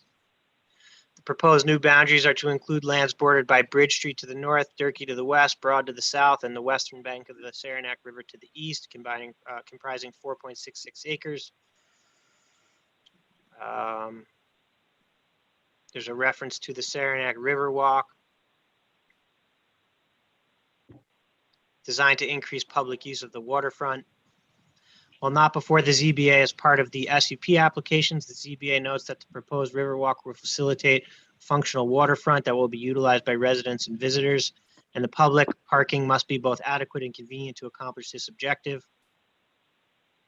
In support of the applications, the city submitted an SUP narrative, supplemental project narrative, list of requested deviations, map showing the boundaries, the existing boundaries, the proposed boundaries, SUP applications, site plan, renderings, building elevations. The project has changed over time pursuant to the chart. ZBA consented to the council serving as lead agency. This details some of the seeker history of the project. Lead agency adopted its findings in February. 239M referral was done. Public comment was held on the SUP applications. County Planning Board determined it was a local issue. Public hearing was held in February. In September, the Common Council adopted amended findings. There was a second referral. The County Planning Board determined that the project did not require a new referral. After the amended finding statement were adopted by the lead agency, revisions were made by the project applicant to reduce commercial space and provide for 109 apartments and offer 76 parking spaces be made available to the public. The following site plan documents were submitted, which are determined to be the final site plans. A second public hearing was done by the zoning board on these final plans. The ZBA has reviewed all submissions made by the city, all public agency comments made during various public hearings, SUP applications, and has reviewed SUP standards set forth in the city's zoning code. The ZBA throughout the process suggested numerous revisions to the project. Potential environmental impacts associated with the final project were addressed in the ZBA involved agency finding statement adopted moments ago. ZBA reviewed the zoning code, which sets forth the standards for the ZBA review of the SUP applications based on 5 criteria.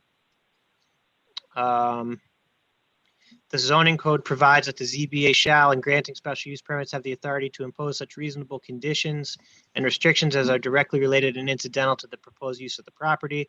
Such conditions shall be consistent with spirit and intent of the ordinance, local law, and imposed for the purpose of minimizing any adverse impact such special permit may have on the neighborhood or community. ZBA reviewed the applications to replace the PUD boundaries and permit first floor residential apartments and finds that subject to reasonable conditions imposed to minimize adverse impacts, SUP applications fully comply with the city's laws as described in the ZBA's findings below. Now therefore be it resolved, the ZBA approves the 2 special use permit applications for the project, which includes replacement of the PUD boundaries and first floor residential apartments, subject to reasonable conditions directly related and incidental to proposed use of property as provided herein. Be it further resolved that the zoning board finds as demonstrated by the application materials, final site plans, SUP applications meet all the standards in the zoning code to its satisfaction and as necessary to safeguard public health, convenience, and for preservation of general character, subject to reasonable conditions, directly related and incidental to proposed use of property, as discussed in the findings below. So now we go through each one of the 5 factors that are set forth in section 360.31B. Considerations related to general character, height of structures. Upon review of the history, GEIS, application materials, public comments, general character of the building and parking lots with first floor residential is compatible with central business district and immediate urban neighborhood, provided off-street parking is both adequate and convenient for the mix of uses in the downtown core area.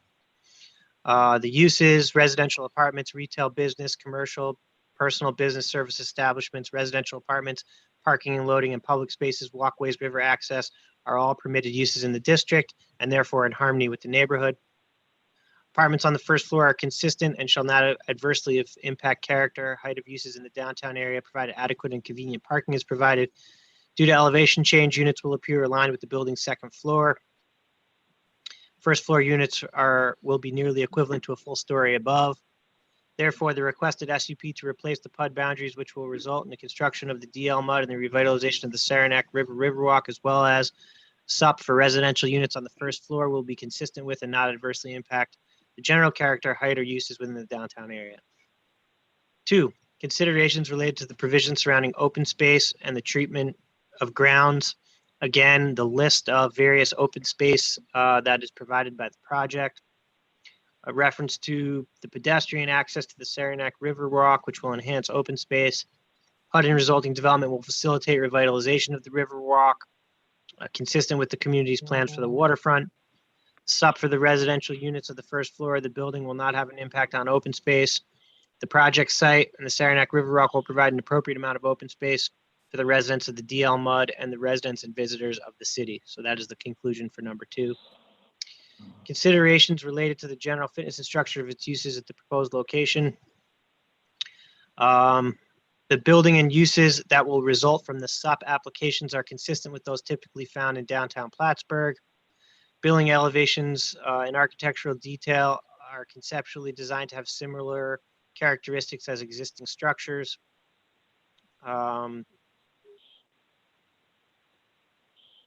The code provides that PUDs may include a mixture of uses permitted as of right or by special permit. By approving the requested SUP to replace the PUD boundaries, the ZBA is allowing for a mix of uses on the project site. Those uses I previously mentioned those above. Accordingly, the SUP to replace the PUD boundaries and the resulting DL mud building and proposed uses are appropriate for the project site, subject to provision of adequate and convenient parking.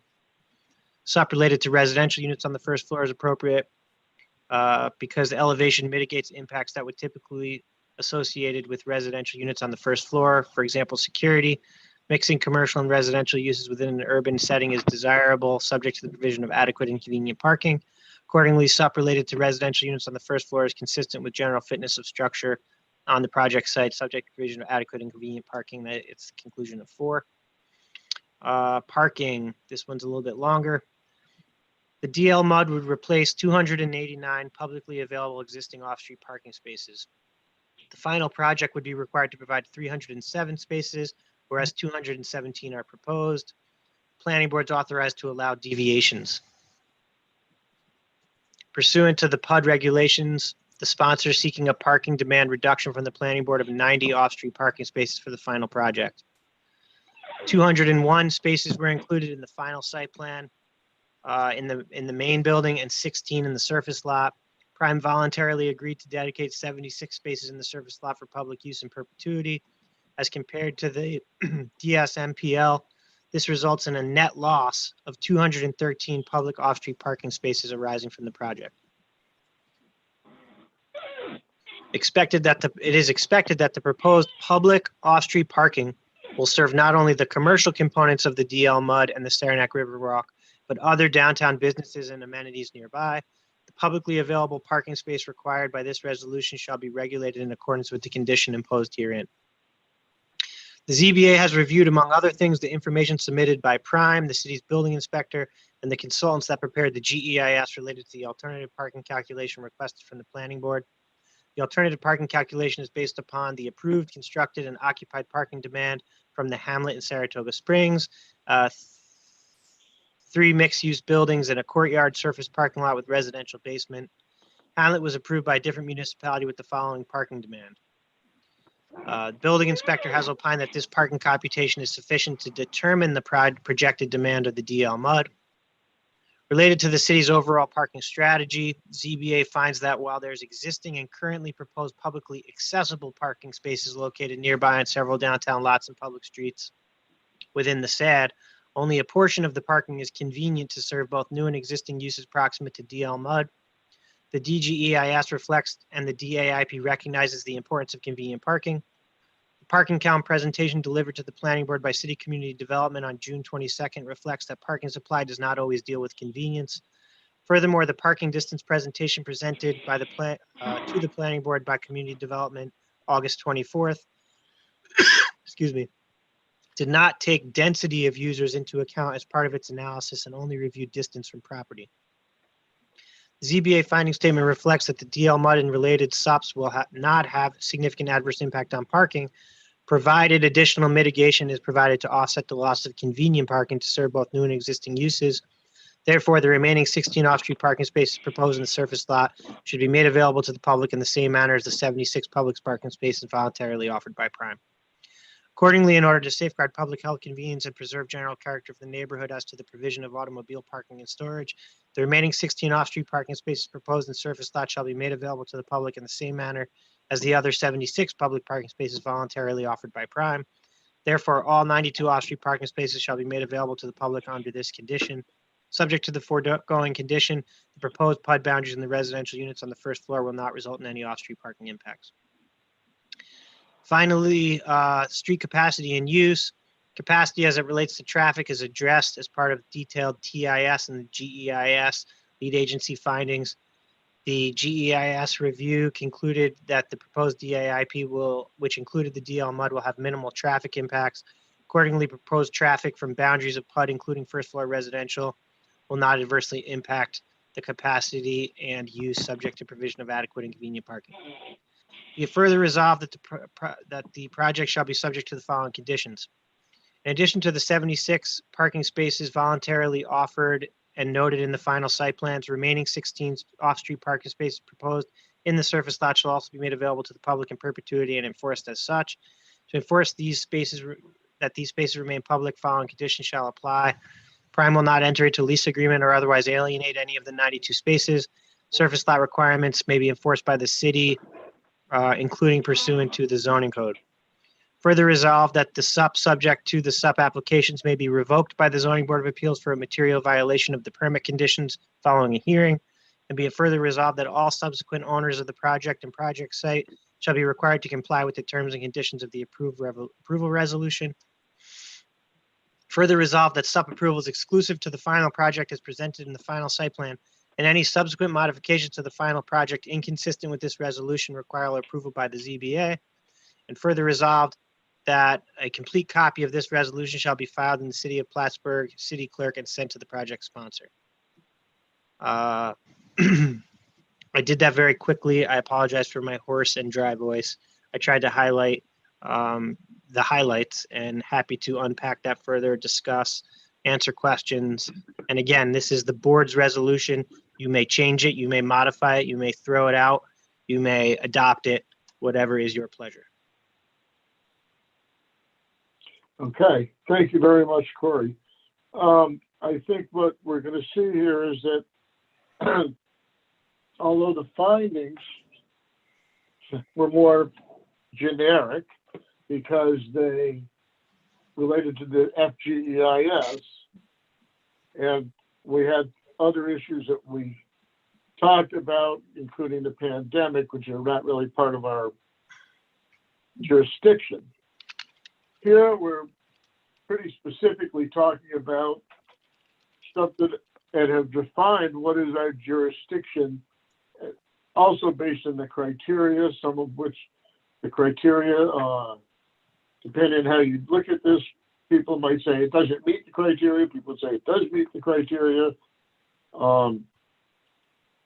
We have a limited scope, and although people may have other arguments for or against this project, this is what we have in front of us, which is two special use permits, one regarding the boundary of the planned unit development and the other regarding the first floor residential uses, which is allowed with a special use permit. And in this particular case, the applicant has sought to mitigate that, I think, with the most of those apartments being up 8 feet or so above the ground and really appearing more as second floor apartments than on, even though they're on the first floor level. The real issue again comes back to this parking, the 92 spaces, the alternate calculation. Again, we're going to be voting on a resolution for the special use permits with a couple of understandings. One, that this project, after we're done with it, let's assume for a minute that we approve this resolution with the conditions for the parking and the conditions regarding subsequent changes to the project, which we've all agreed and it's been said. Even though, as I said in the resolution, this is sort of a direct reaction to the local law P4. Everybody, including you, Charlie, Dean, everyone has said this project is not subject to P4. And that little phrase there about subsequent changes coming to the zoning board, I think reflects that. And I don't think you disagree with that in the slightest, as far as I can tell, because that has been a concern. And I think that just reinforces that no matter what, if somebody changes it, whether it's a change to a different developer, a change to your project, it comes back to us and is not subject to exemption if the city still owns it because of P4. So we have that. We have the 92 spaces. Again, Corey, correct me if I'm wrong, but I would say that we're not concerned about liability in the way we phrase that in the resolution. And how you get to those 92 spaces, I think we've discussed the fact that it's going to be pretty hard to do it with that, how to use that farmer's market building. It seems like that's the way to get away from it. You're going to be discussing that with the planning board when they deal with the alternate calculation approval, which is not our jurisdiction. And I think that, just a second, Charlie, I'm going to let you comment. And I think that we as a board in this resolution are at the limits of what is our jurisdiction. And that's why I think it's phrased this way. And I think that's why we've got a resolution that's probably relatively close to the best we can do as a board, knowing that you're going to be under further review. Go ahead, Charlie. So thank you, Mr. Chairman. I'm comfortable with it. Just a few housekeeping items just to clarify the conditions. So the final plans that are referenced in the whereas clause, the board might consider just eliminating reference to plans because those plans actually, and the easement plan within them reference 76 spaces. The board might want us to revise those and resubmit them to reflect the 92 spaces so that they're consistent with the condition. I think that is an important change. Another important change that you might consider is in the section of your resolution findings related to the parking for the hamlet and how the building inspector reviewed it and so forth and so on. You might consider getting rid of that, as you just noted, that is outside of your jurisdiction. And I only say that because we kind of might run into another chicken and egg situation here. So what I'm thinking is we now have this condition that we change the project or the planning board in some manner evaluates the alternate parking calculation so that we can satisfy the 92 public parking spaces that are available. I can see a situation where we go to the planning board, we comply, 92 parking spaces are available, we have an alternate calculation that works, the planning board is okay with it, but it has project changes because we have to comply with the 92 space requirement. do we then have to go back to the ZBA to demonstrate the changes that have been made?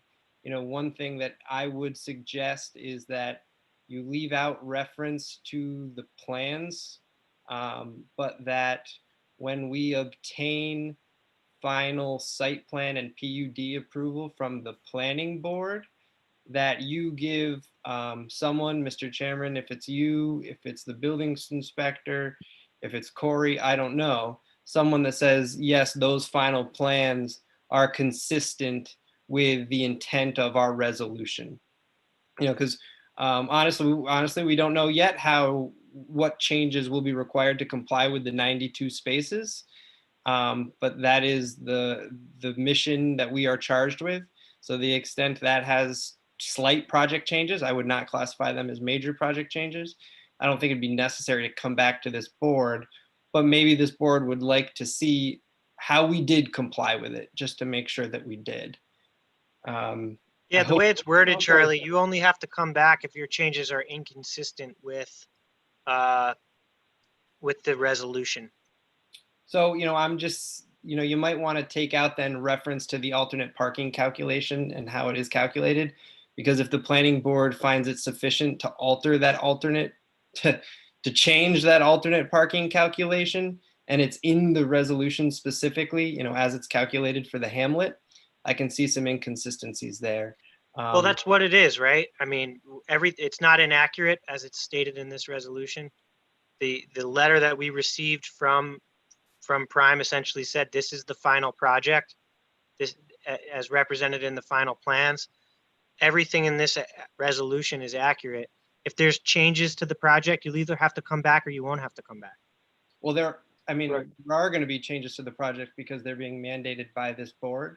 So I don't know if this board wants to necessarily see us again when we figure out how to comply with that 92 space requirement. That's why I was suggesting an alternate mechanism where we demonstrate compliance with the 92 parking space condition. And it reflects the spirit and intent of the resolution, and we move on. I'll say this, if there are changes to the project, then I recommend that you resubmit them to the zoning board, and the zoning board can determine whether they think they're inconsistent or consistent with the resolution. Right. Okay. Well, just understand that there has to be changes to the project, right? Because we have to comply with the 92 space condition. So I was just, maybe if we could have a mechanism that would be clear. Can I make a suggestion? I'm sorry, can I make a suggestion? I think that we have a pretty clear resolution. You are correct, Charlie, that your present plan calls for 76 spaces. Our resolution says provide 92 public parking spaces, which is that entire surface lot, south surface lot. Yeah, I can give you suggestions all day, like why don't you tear down the farmer's market building and create some more spaces there, and then you could get a few more spaces. Or why don't you use the farmer's market building as storage for the apartments, which you're probably lacking.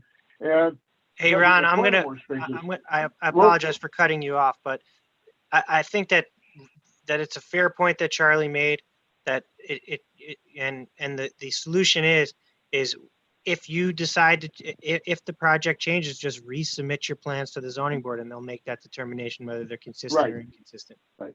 So, yeah, I agree. And I guess what I was trying to get to is once you let's assume that we approve the resolution tonight. I'm not sure when you go back to the planning board, if it's next Monday, I don't know when it is.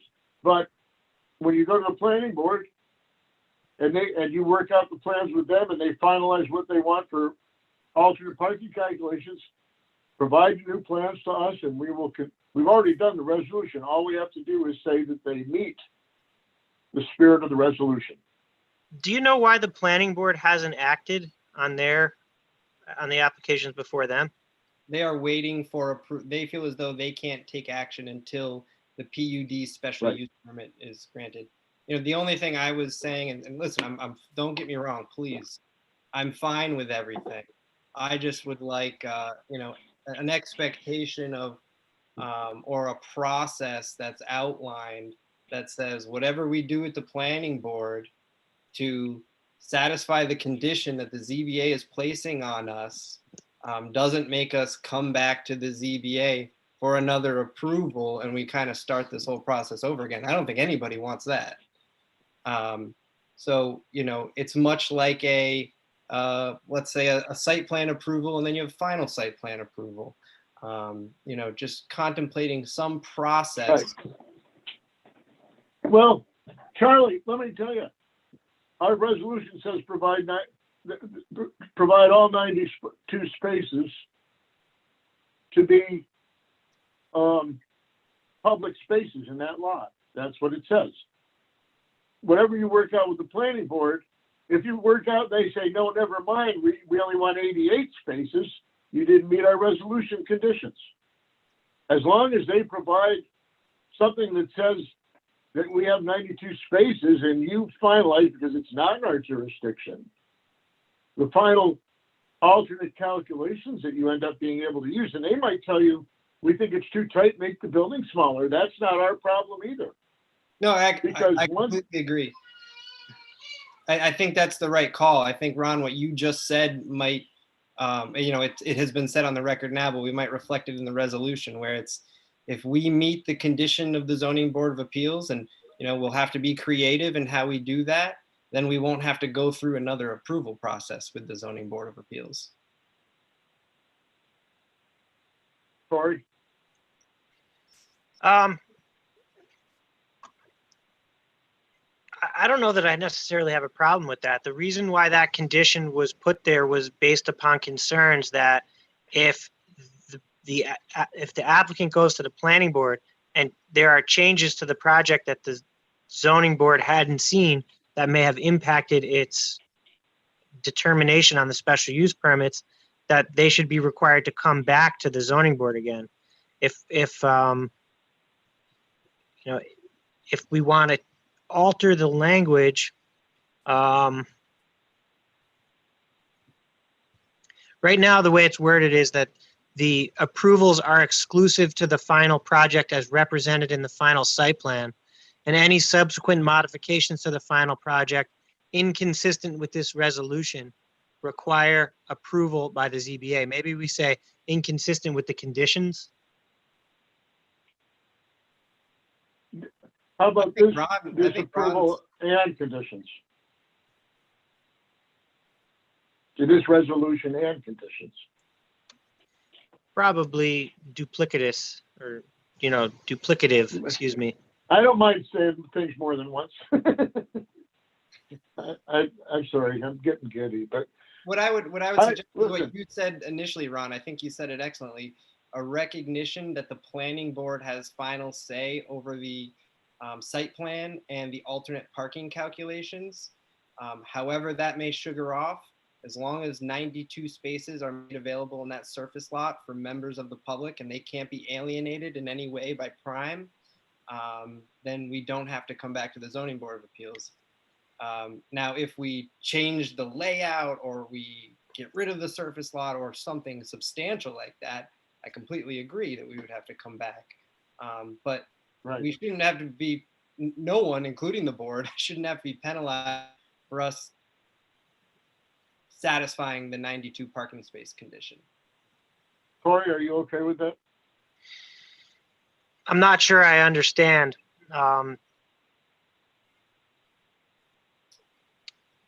No, I don't think I am okay with that. Does the board, if they change the project from what you've reviewed and come to this decision in a way that's inconsistent with what you've held in this resolution, are you okay with that? If you are, then we can just remove the condition altogether. No. No, I don't think it has to be that drastic. I think it can just be a recognition that the planning board has final site plan approval and final approval of the PUD parking calculations.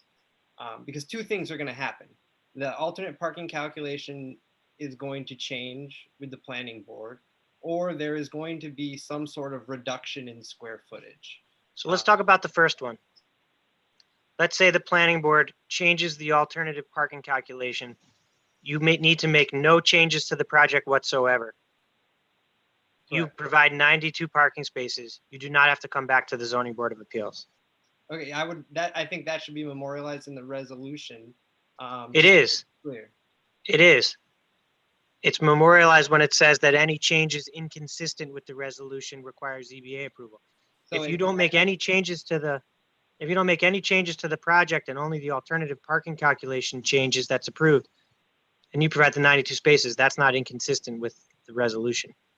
As long as everyone's on the same page and, we have the meeting minutes here to prove that, that sounds great. Well, I have a question though, and I hate to be specific about this, but this is a concern. I've said it several times, and I want to understand it. As an example,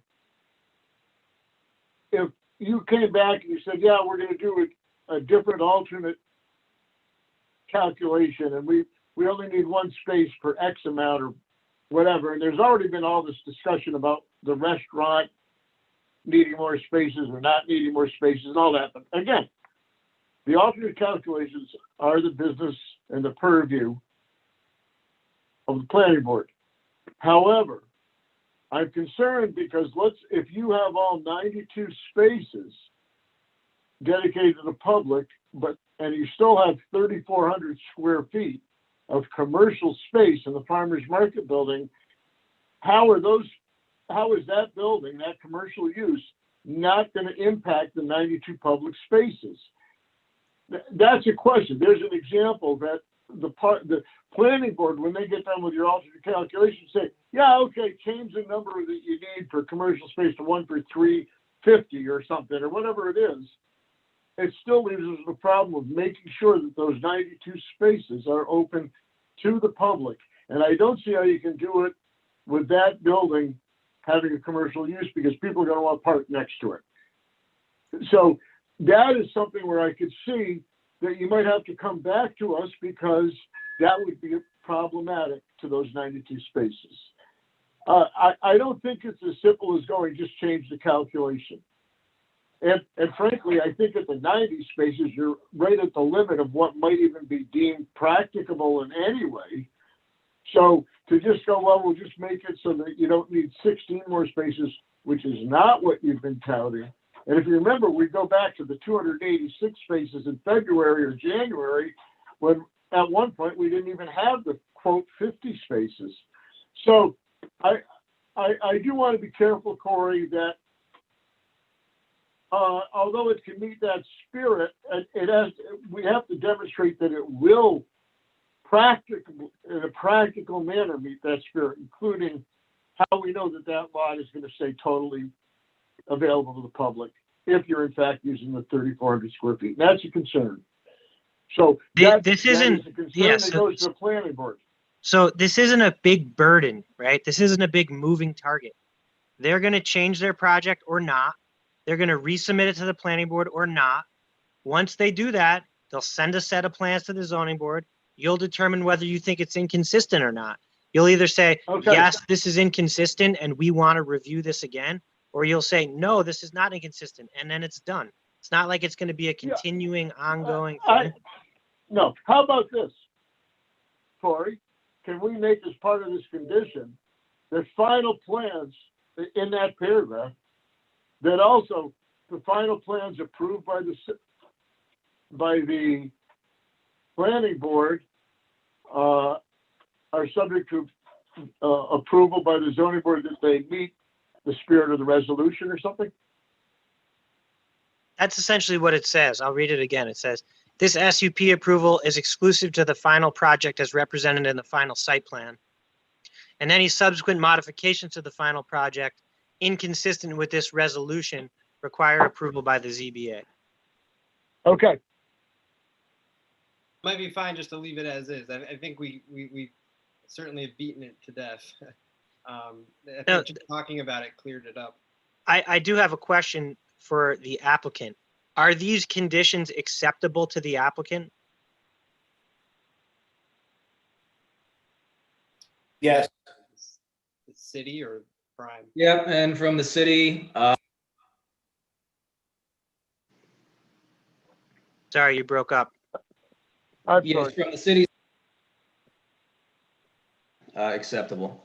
Is it just me or is Matt going in and out? No, he made Matt's it going out. in and out. Can everybody? No, you're breaking up, Matt.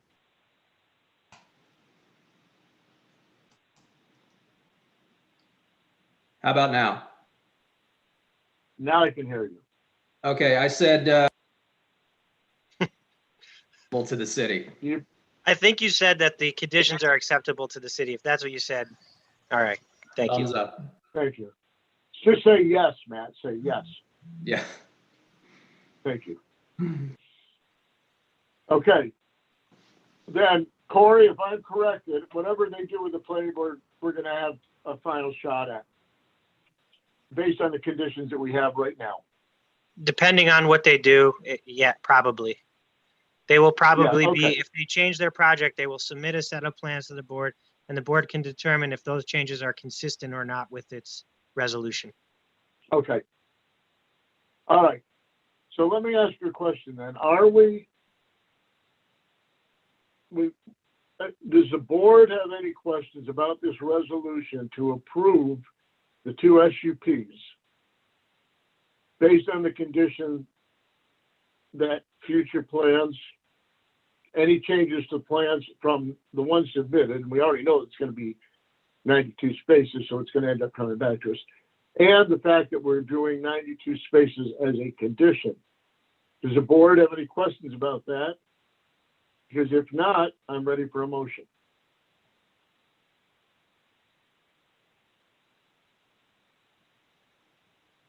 I'd like to make a motion. I make a motion to approve the resolutions dated December 21st, 2020, as written, regarding the approval, excuse me, of the special use permits from or for Appeal 2232. Two special use permits. Yes. It's listed on our agenda as one appeal, but yes. This, One application, two permits. right, both special use permits. And to specify special use permit to amend the boundaries of an existing planned unit development and a special use permit for use of apartments on the first floor of a multi-story building within a planned unit development. Could you also, if you don't mind, say subject to the conditions contained therein? Subject to the conditions contained therein. I'll second that motion. Okay. A chat yes vote to Lisa. A yes vote is to approve the resolution.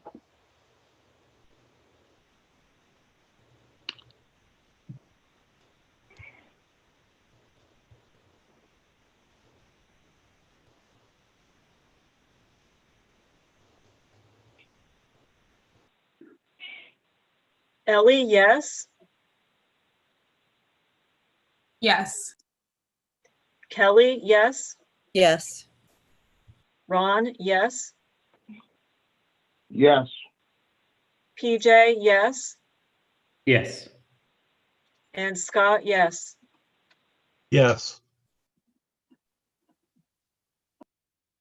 What I would say at this time is that by a vote of 5-0, a unanimous vote, the Zoning Board of Appeals has approved a resolution approving the special use permit for first floor apartments and modification of the boundary of the planned unit development, the existing planned unit development, frankly. And that this should authorize you to move forward and go for approvals with various other agencies, not limited to, but including the planning board. And can we make an addition to that to give Corey the authorization to clean up any Yes. grammatical and typo and what have you? Scott, could you make that resolution be both, or that motion be a separate motion to Corey relative to the findings and the resolutions, that he can change anything that's not substantive? Yeah, I'll make a motion to just clarify that we allow our legal counsel to make modifications for grammatical and spelling and the like that have no substantial change to the content of both the resolution and, as I previously stated, the findings. Okay, seconded by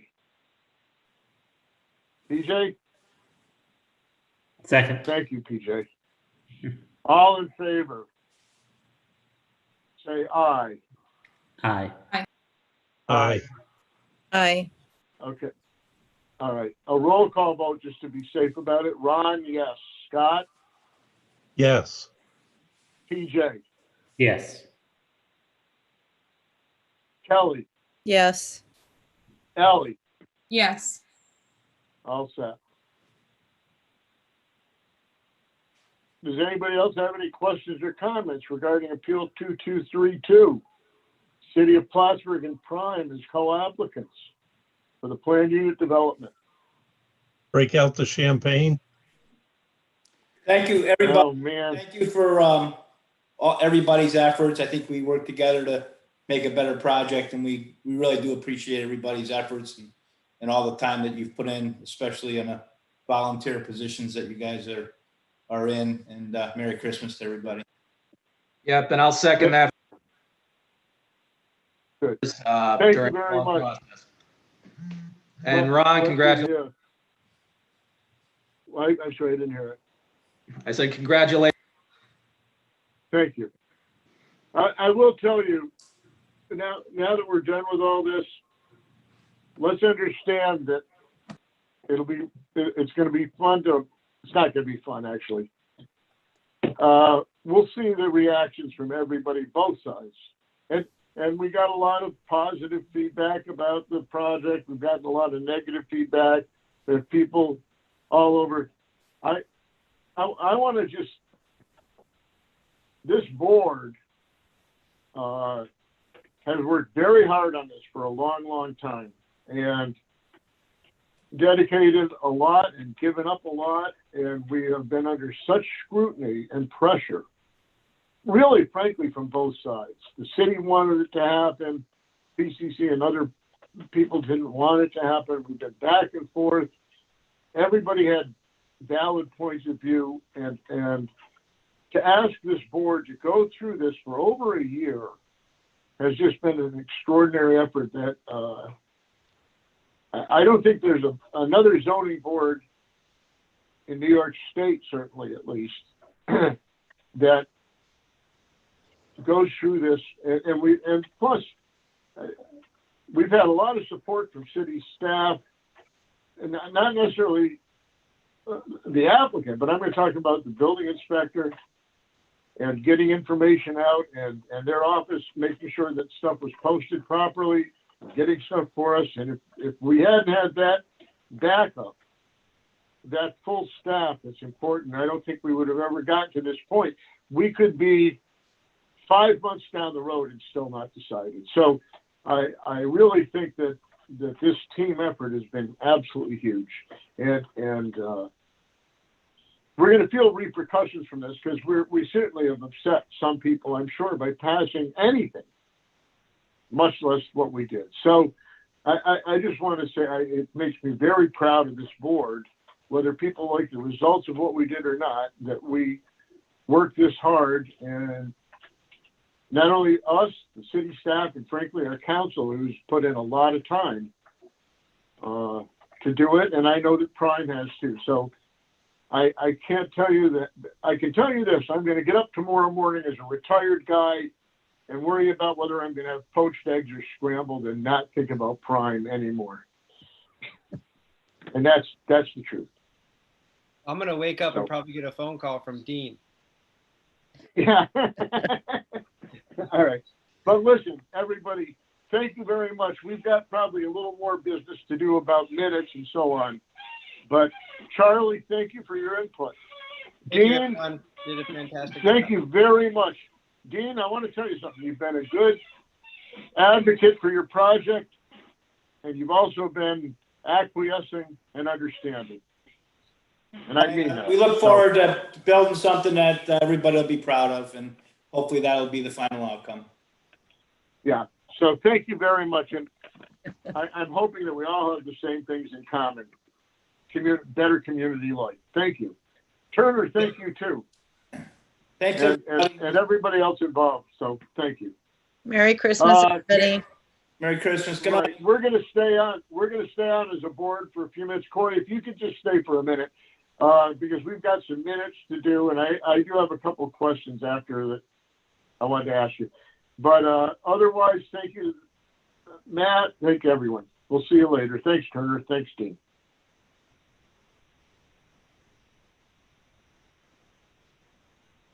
Just waiting for you. Okay. So who is it now? Just us? I think so. Yeah. Ron, you all want me right, up? people. Ron, you want me Now off? I know. What's that? Do you want me off? No. I want you and Lisa. Is Kyle? Where'd Kyle go? Right there. Is he here? Yeah, he's on the screen. Oh, he's not on my screen for some reason. Anyway, I do mean that. I want to say that. Listen, this has been a long time coming. And I think that we're going to find that we're going to wake up tomorrow and have some issues. People are going to be mad or not. I don't care. We've done our best. We as a board did our best. We really did. Right? I mean, I don't see how we could have done it any different. And we've got the outcome that we could come up with, that we had a unanimous vote. This was no 3-2 crap. We had a unanimous vote. Okay? That's a big deal. That's a big deal. So we did really well. Corey, thank you so much for working on those resolutions. We did really well. I think the only other business we have is that we had some minutes from the last meeting, right? And I wasn't here, so Nope. I'm gonna go because I'm starving. Meeting, actually. All right. Thank you very much. Good night, everybody. Merry Christmas and Hey. have a great holiday. Yeah, have a good holiday. Stay safe, stay healthy. Okay. Now, did anybody have any questions or comments regarding, these are the minutes from the October meeting. And did anybody have any questions, or do I have a motion to approve these minutes? Those present included, Kathy's not here anymore, so me, Scott, Kelly, Megan, PJ. I'll make a motion in regards to the October 19th, 2020 minutes to approve as written. A second. All in favor? Aye. Okay. Other than that, does anybody have any other questions or information they want to share with us? Because it's not quite 10 o'clock and we did 3 other applications and finished off Prime. I have a quick question. Yes. Will the city staff handle the filing and distribution of the findings and the filing of the resolution? Yes, I believe so. Correct, Joe? If that's deemed appropriate, yes. Okay. Right. Okay. So if that is correct, Corey, we would want you to send out, make any corrections you're going to make, send them to the board, and actually at this point now, you can send them to the entire board, not just the 5 voting members. We'll all examine them to make sure they're okay. People get back to me, and if not, we'll have Joe print up a copy, have it ready for my signature, and drop it off since I'm still socially distancing. I don't know how many copies you need, and I'll get them signed. And you can pick them up and file them to the city clerk. That sounds good. Today is Monday. I'm hoping, Joe, we can meet Friday morning at 8, like I said. Yeah, I think that's a really good idea, yeah. Well, Hanukkah's over. We don't care about Christmas. No, but listen, Corey, I don't know if you want to try and have those ready this week or next week. It doesn't matter really. Oh yeah, I should be able to have them ready this week. I just want to run back through, make sure I didn't miss any commas and Right. misspellings, and we were working right up to Well, the wire. Right. If you could have them ready for Wednesday for us to review, then we could get Joe to print them out Thursday. He could bring them over to me. We're close to each other distance wise. And then, are you in, Joe, Thursday? We're off No? Thursday. We're off Thursday. You're off Thursday and Friday. When are you open next week? Monday through Wednesday next week too. Okay. So Corey, between now and Thursday, if you can get them resolved for the board, and then next week we will get them filed. You got it. Okay. Does anybody else have anything else? I just want to say thanks to the board. I've really enjoyed working with you guys and getting to know you, and appreciate you putting your trust in me to help guide you through this. It was a really interesting experience for a number of reasons, and you should be proud of the work that you have done and the fact that you were able to reach a consensus and move forward with a unanimous vote and put forward this project and the way that it's changed because of your input. It's a testament to you and the hard work that you did. So you should be really proud. Thank you. Thank you. Thank you. All right. Thank you, Corey. I'm looking for a motion to adjourn. I'll make a motion to Julie, adjourn. wait. Okay, Scott. Yeah, seconded by Julie. Did you say you seconded that, Julie? You mean I'm allowed to? Yeah, barely, but we'll let you. I second it. All right, thank you. All in favor, raise your hand and say aye. Aye, and I'm not going to do a roll call. Happy Thank you, holidays, everyone, guys. very much. Been a pleasure. Thanks, everybody. Corey, thank you. I'll be in touch, Corey. Thanks a lot, everyone. Bye-bye. Have a good holiday. Yeah, you too, everyone. Bye-bye.